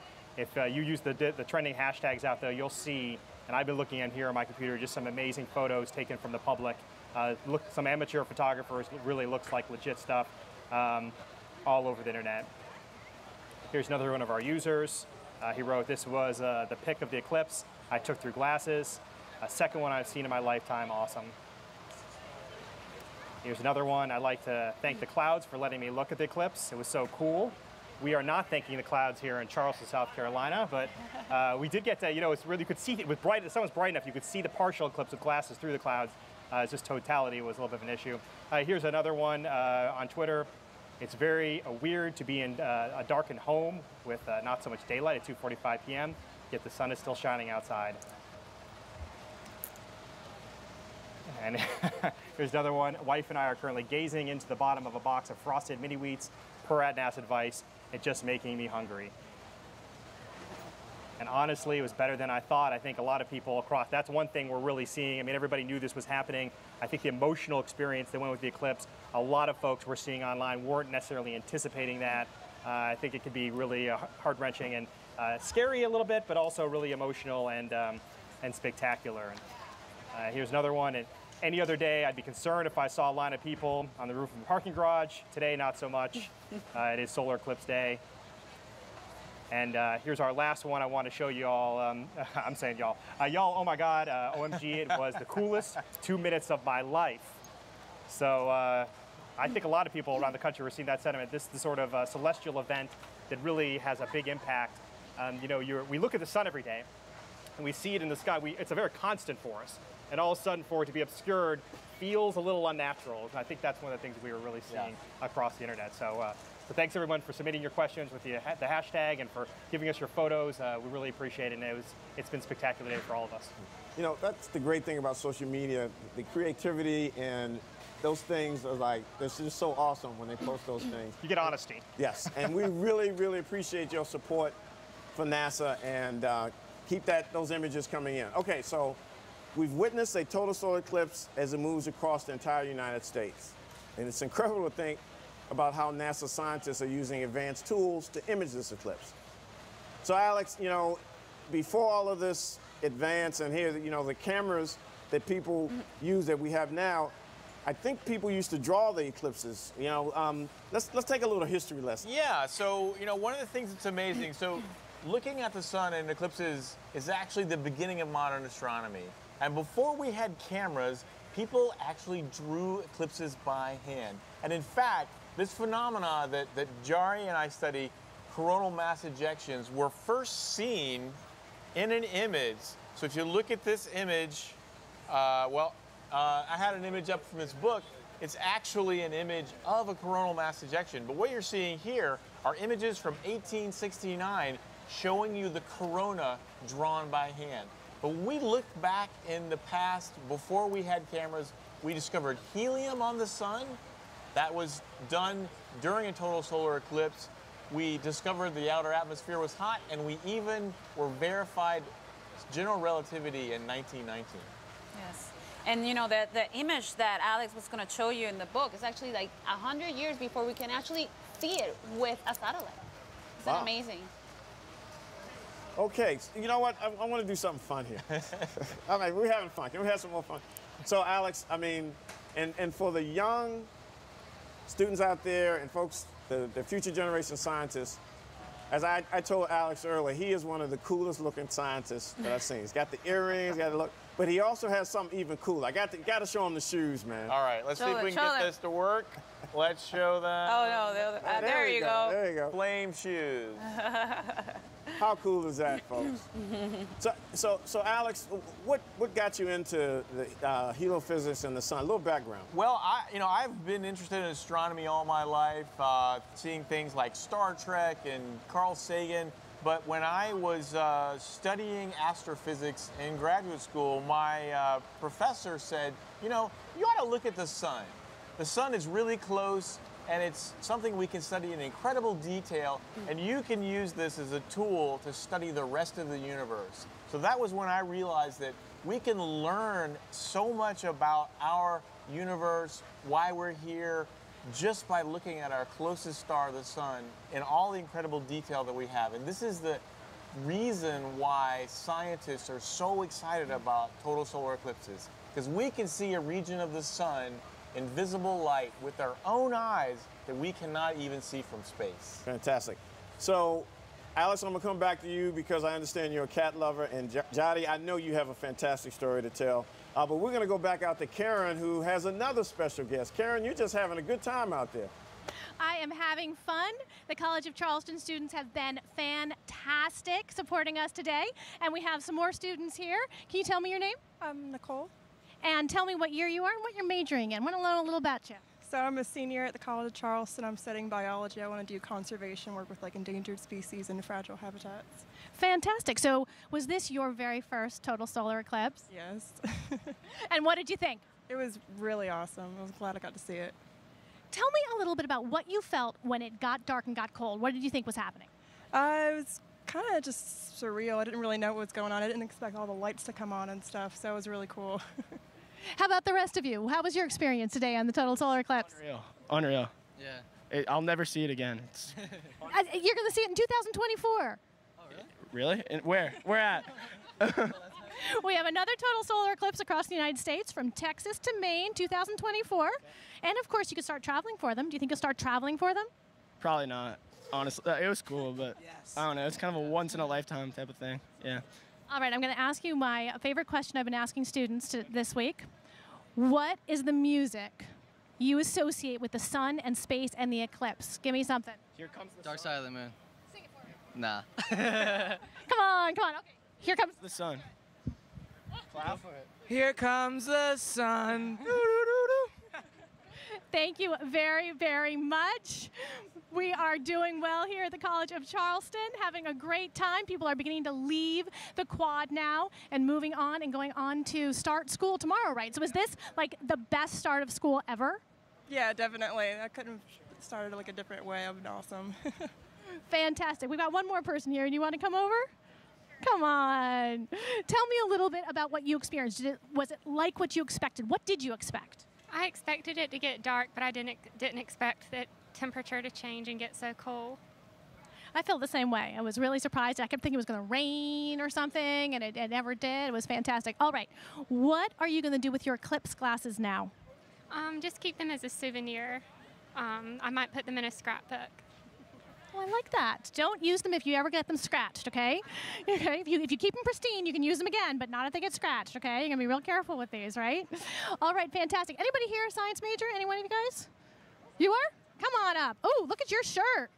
Look at your fantastic shirt. Wow, tell me about your shirt. I don't remember where I got this, but it's obviously constellations, and it seemed appropriate since it was astronomical. I agree. And what kind of a science major are you? Geology and biology, probably. And do you say that this inspired you a little bit more and be excited about science? Yes. Really amazing. Thank you very much. I'm so glad you all were here today, and we are going to hand it back to Dwayne Brown. Thank you so much. Thanks, Karen. You know, and they are special guests because, you know, the kids and our future scientists are really, really important and special. And Jody, I know the audience wants to hear your story. I mean, it's amazing. I mean, we're sharing here. Tell us your story. Well, I mean, I started interested in science since I was a little kid. I was very curious, but it was when I remember I traveled to Florida. I have family in Florida.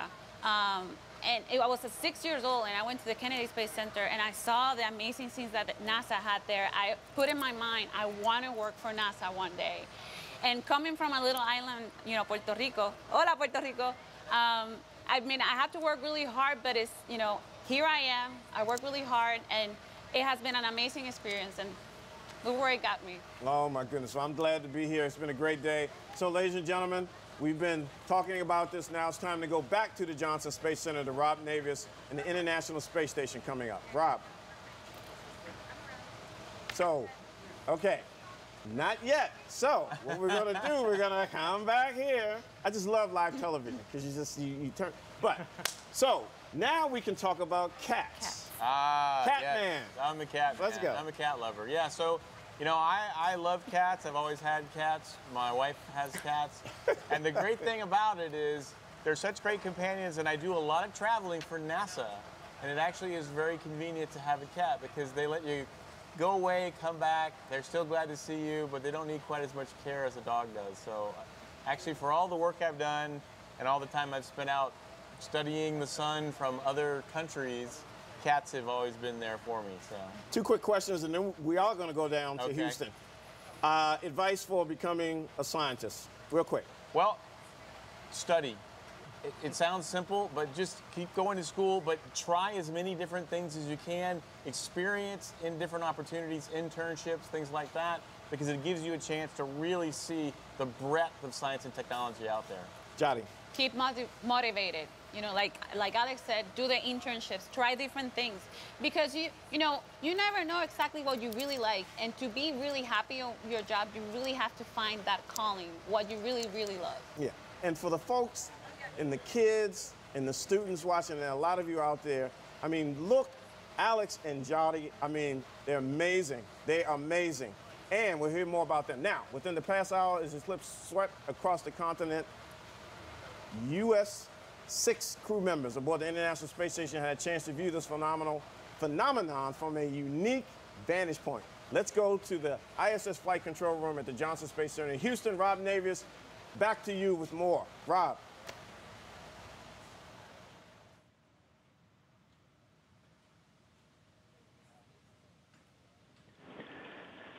Thanks, Dwayne. You know, millions of people have been witness to this amazing event across the United States throughout the day today. But up on the International Space Station, members of the Expedition 52 crew have had a unique celestial front row seat to history. About an hour ago, the International Space Station flew 252 statute miles above the Earth over southern Canada as it made its way south of Hudson Bay with a tremendous view of the moon's shadow against the Earth. The moon covering about 44% of the sun during the second of 3 passes. You can see it in this animation right here. The crew were glued to the windows of the International Space Station with an HD video camera, with an armada of digital still cameras to capture every moment of those precious seconds. With us at this hour aboard the International Space Station in the Destiny Laboratory of the complex are 4 of the members of the Expedition 52 crew, NASA flight engineers Peggy Whitson, Jack Fisher, and Randy Bresnik, and flight engineer Paolo Nespoli of the European Space Agency. Thank you all so much for joining us today on this historic day. Yeah, it's been an exciting day for us to have the opportunity to see the eclipse from here. Peggy, let's start with you. You were in the cupola with an HD video camera looking out at the limb of the Earth where the shadow appeared, capturing some spectacular video that we're going to replay here in a second. What were your thoughts and impressions as the station flew over the shadow of the Earth? Well, I'd seen pictures from previous eclipse, and so I think I had underestimated what this would look like. This was much darker than I gave it credit for being. Unfortunately, it was kind of near the limb, near the edge of the Earth from our view, so several 100 miles away. But it still was impressive to be able to see that dark spot as we passed by. For Randy Bresnik, Randy, you've been looking forward to this event for some time now. Your thoughts and impressions of the eclipse. You also shot digital still imagery of it as well. And what does a solar eclipse do to a human being? What does it do to a human being in terms of understanding our place in the universe? That's certainly a big question. You look down at the size of the shadow, and we've gotten used to the scope and scale of what the Earth looks like from here, and just understanding how many people will be affected by that.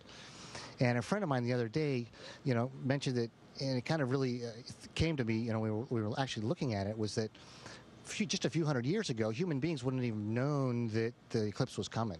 And so here you are looking up, and all of a sudden the sun is disappearing. And, what are the thoughts for all of, human existence where everybody's looking up going, the gods must be angry at us, and now we have the ability not only to know it's coming, people are excited about it. We know people that travel to go be under the umbra, and making an event, a celestial event.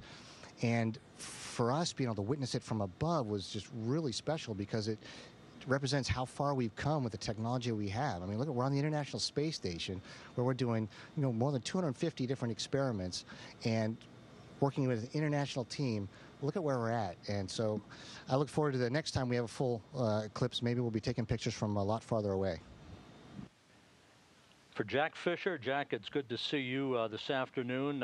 You sent a picture very early this morning of this raft of cameras that were laid out in the Destiny Lab, ready to rock and roll to capture every second of this unique event.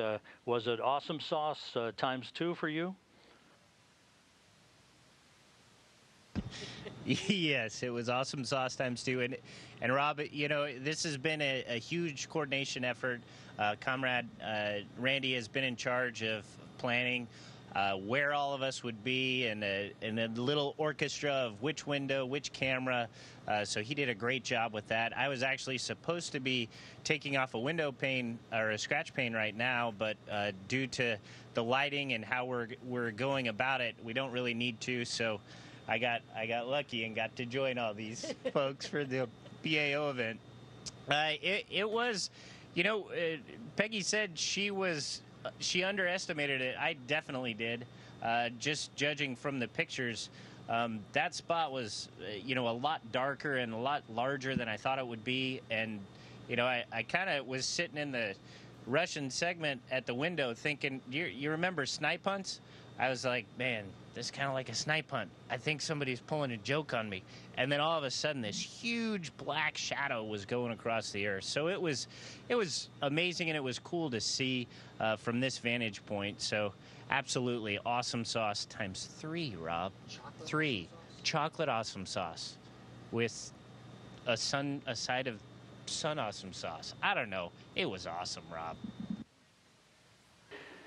For Paulo, we do remember 6 years ago, May of 2011, when you departed the International Space Station on a Soyuz vehicle to come home from your last flight. You took that signature picture of the shuttle Endeavour docked to the station with all of the other international partner components and vehicles linked up. How did today's experience compare with that moment 6 years ago? Well, 6 years ago, I was kind of alone there on the Soyuz capsule taking pictures. So through the rest of the team, Dmitry Kondratiev was flying the Soyuz, and Katie Coleman was actually taking timing and telling me. But it was me with one camera and a video camera and taking picture. Here today we had, as you saw from the photo that Two-Fish Jack sent this morning, we had an armada of equipment.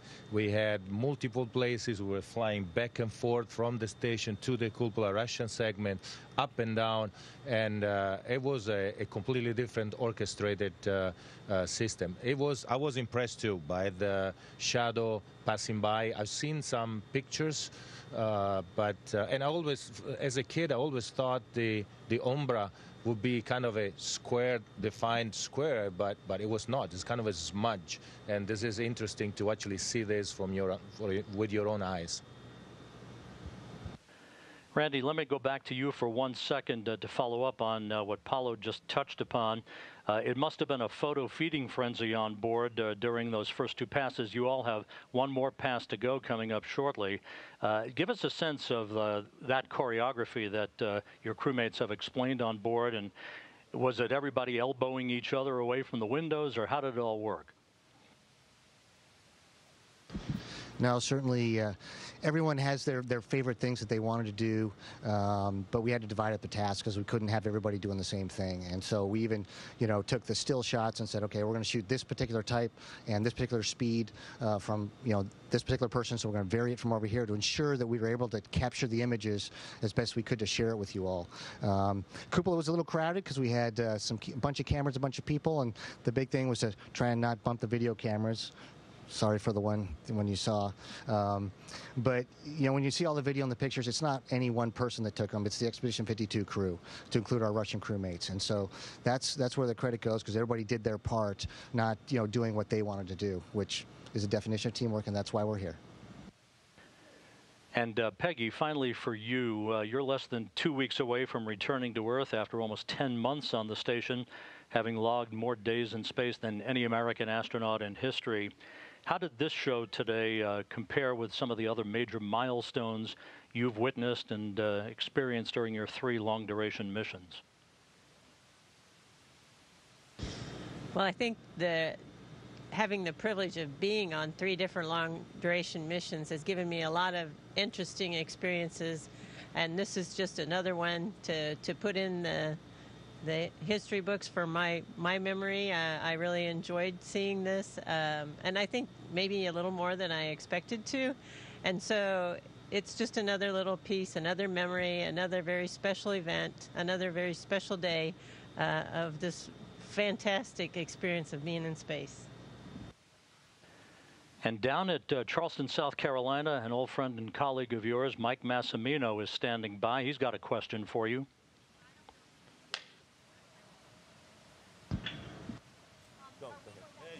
Hey, Peggy, comrade, Two Fish, Paulo, it's Mass down here in Charleston. I got to be in the path of totality below all of you today, and it was pretty awesome here, and it made me think of some of the really cool things we see of this, the timing, the cosmic dance of the universe that we see. And for each of you, could you describe something that you've seen? Peggy, you've been up there more than anyone, any other American, and all of you. Something that you've seen that has been up there more than any compares to this, that you only see from space that we can't see on the ground.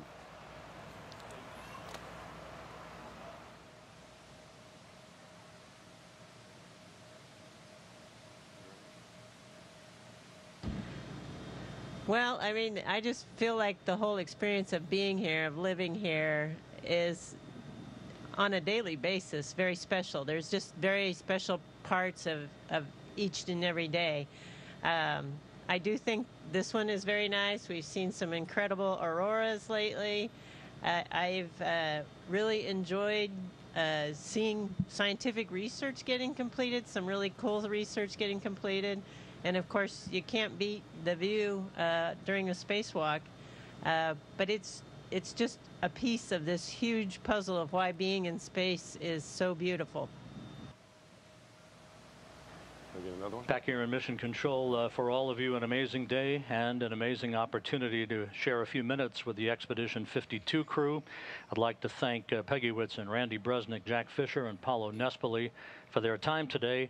And for you, Peggy and Jack, and your crewmate Fyodor Yurchikin, soft landing in your Soyuz on September 3rd. You all be well and fly safe. And with that, Dwayne, we'll toss it back to you at Eclipse Central in Charleston, South Carolina. Thanks, Rob. Mike, thank you. It's always good to see you. Thanks for letting me. It's good to be a part of the NASA team still. Thank you so much for thanks for having me. Alex. Thanks a lot. So Mike, we got you here, man. So you were here. This isn't your first eclipse here.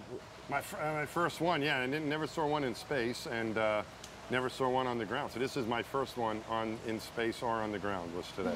Okay, I know you've been asked the same question, but just how did you feel? I mean, you told that, it's amazing, It was a really cool, it got a lot of people excited. This is one of the bigger events, maybe the biggest event we've had for a while anyway, and something that everyone can get excited about. Lots of people flocked to the path of totality and as close as they could get, and I just felt there was a lot of excitement about it, which was great. I wish the weather was a little bit better here, though.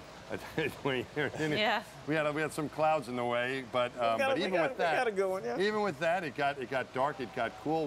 When you see things in space, you don't hear anything, and you're in either your spacesuit, you can feel the warmth of the sun coming or the cool of the darkness as you're going around the planet, and you can see the Terminator between night and day and so on. These reminders of what we're about, what our planet is about, and where we're all space voyagers. Here I was able to feel the coolness, right? And it got really dark.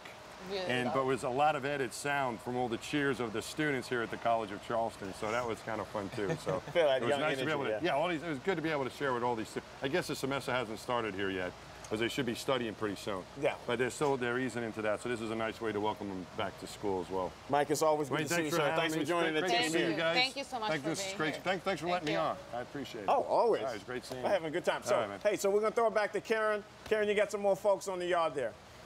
Yes, I do. I've got John Hakala, who is a professor of physics and astronomy at the College of Charleston. Hello, John. Hi, nice to see you. Tell me, is this your first eclipse? This is my third totality. I saw one in 1972 in the Gaspé Peninsula in Canada and one off the coast of Africa in 1973. Have you ever done any science during an eclipse, or you're mostly an eclipse watcher? I'm mostly an eclipse watcher. I was relatively young, but those two eclipses were what got me into astronomy. Fantastic. Tell me a little bit about what you did to prepare today for this eclipse with the students. Well, we had tremendous support from the faculty and staff at the College of Charleston, who put together an event around the eclipse and tied it in with our convocation. So this morning we had a convocation event where we introduced the students, and they're kicking off their 4 years in college with the eclipse. It's probably one of the best ways to, I mean, if there's ever a sign of things to come, this is probably it. And I saw you out there with some telescopes today. Were people looking through them? We tried to set those up. I'm not sure how successful they were because of the cloud cover, but we were able to use some indirect pinhole methods, and I walked around one of these devices to students around the yard here, and they seem to enjoy it quite a bit. It's nice when you hear them say, "Cool, can I take a picture?" You know, it's So life has changed. Can we do a tweet of you and your telescope? Tell me a little more about that with your students. So were there any of your older students who you knew were out here today, who you knew were excited, and what was their experience like?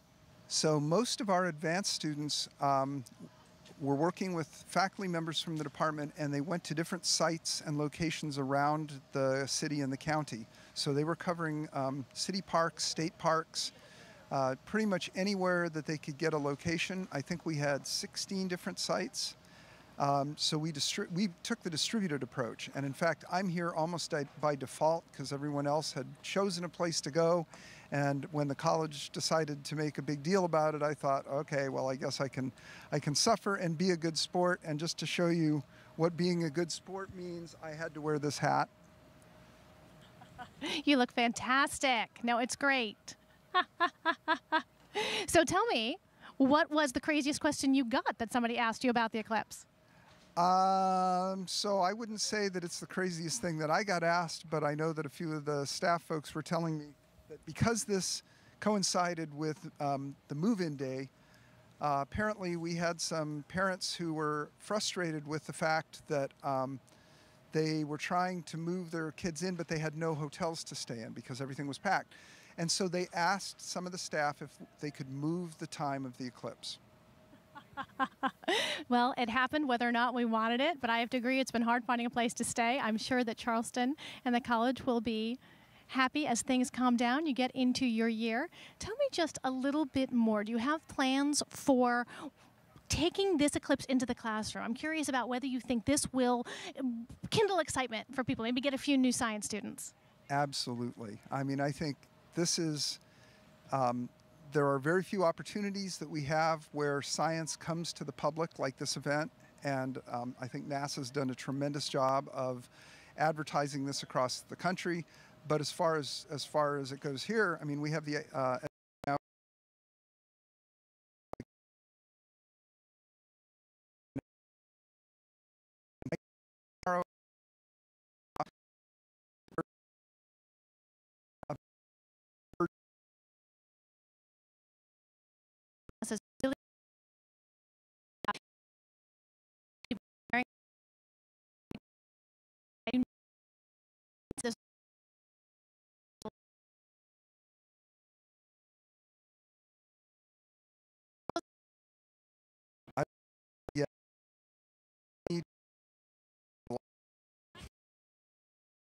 this is everyone's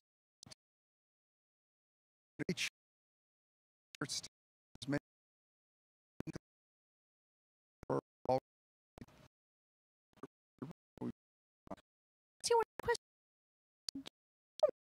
Actually work, don't you, on a regular basis, your research? I study cosmic gamma ray bursts, and I've worked with data from the Compton Observatory, the BATSI satellite. I was a team member on BATSI, and then I've worked with Swift Data. I have a number of collaborations going with that, and with Fermi Data, and I have a number of collaborations going with that. Fantastic. It's been great talking to you, and we're going to go back to Dwayne Brown. Thank you. Thanks, Karen. John, I bet you that hat that the professor had on is probably going to be on social media a lot. I can bet that. From coast to coast, we've tracked the solar eclipse over the past 3 hours. Thousands of people along the path of totality have witnessed a total solar eclipse in person, a breathtaking moment when day turns into night and then back again. And today, we've brought you the most spectacular images so that the millions of you watching from home could also witness these awe-inspiring moments through the eyes of NASA. I can't wait to see what the observations from today will yield. As scientists continue to analyze the images, we will continue to learn more about today's eclipse, about the sun, and about how it affects our daily lives. Yadi, your feelings, your thoughts. This has been an amazing experience, and you know, the clouds didn't let us see the solar corona, but it has been an amazing experience, and we got all the experience, the darkness, the cold, and the cooler of the temperature is amazing. And it's not over yet. The next total solar eclipse will be in Argentina. El próximo eclipse total solar será en Argentina. En el 2019. Alex, your thoughts. Well, this was amazing. I mean, as Jari said, too bad that we didn't get more, didn't get to see the corona, but this whole experience, it was an immersive experience, getting to feel everything around me, getting to feel the excitement. But being able to work with you all, to share this with millions of people, that is really what I live for, is getting to share the beauty, the wonder of nature with everyone we possibly can, and to know that we have been able to help millions of people both in the path and outside the path share in this human experience is really what I am glad to go home and know at the end of the day. And I also know that I get to see another one. Besides the one in Argentina and Chile, we're going to have another one in this country, 2024.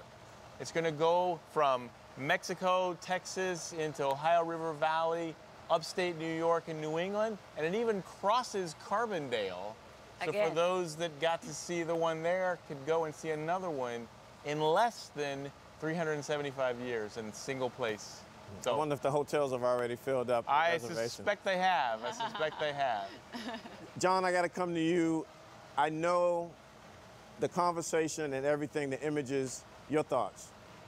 Yeah, I mean, just from this point of view, listening to all of this and all the science was fantastic. I think that one of the things that really was most interesting to me was the fact that the volume of people. Like I said earlier, this broke our records for the most streaming event we've ever had. And NASA does some pretty amazing things. We fly human beings in space. We launch spacecraft. We show images from the Hubble Space Telescope.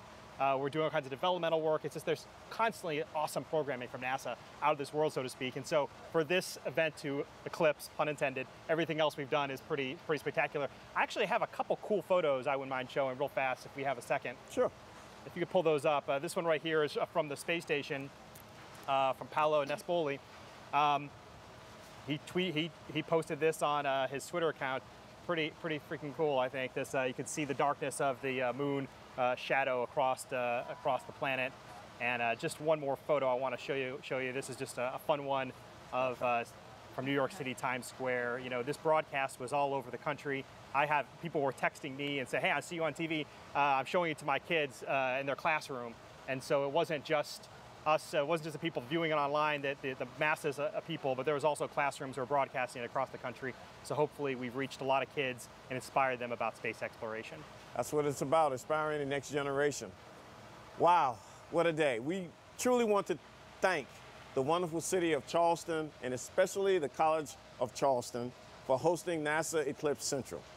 This program simply could not have been done without the invaluable work and coordination from our NASA TV crew, NASA centers, science organizations, partners and stakeholders, and many more, really too numerous to name. But you know who you are. and thank you. And finally, I want to thank you, the public, the audience watching this program across the nation, staying with us. We brought it to you. Thank you for your support, your questions, your pictures, your thoughts. Also, helping bring the Eclipse to the nation.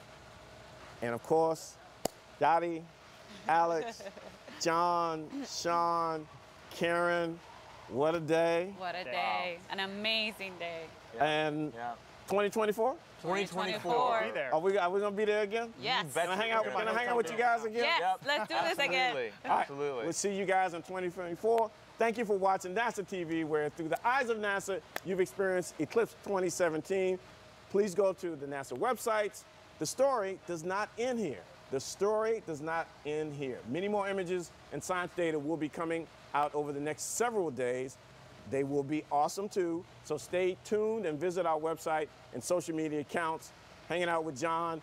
I'm Dwayne Brown for the team here. Charleston signing off on NASA Eclipse Central. Thanks for watching.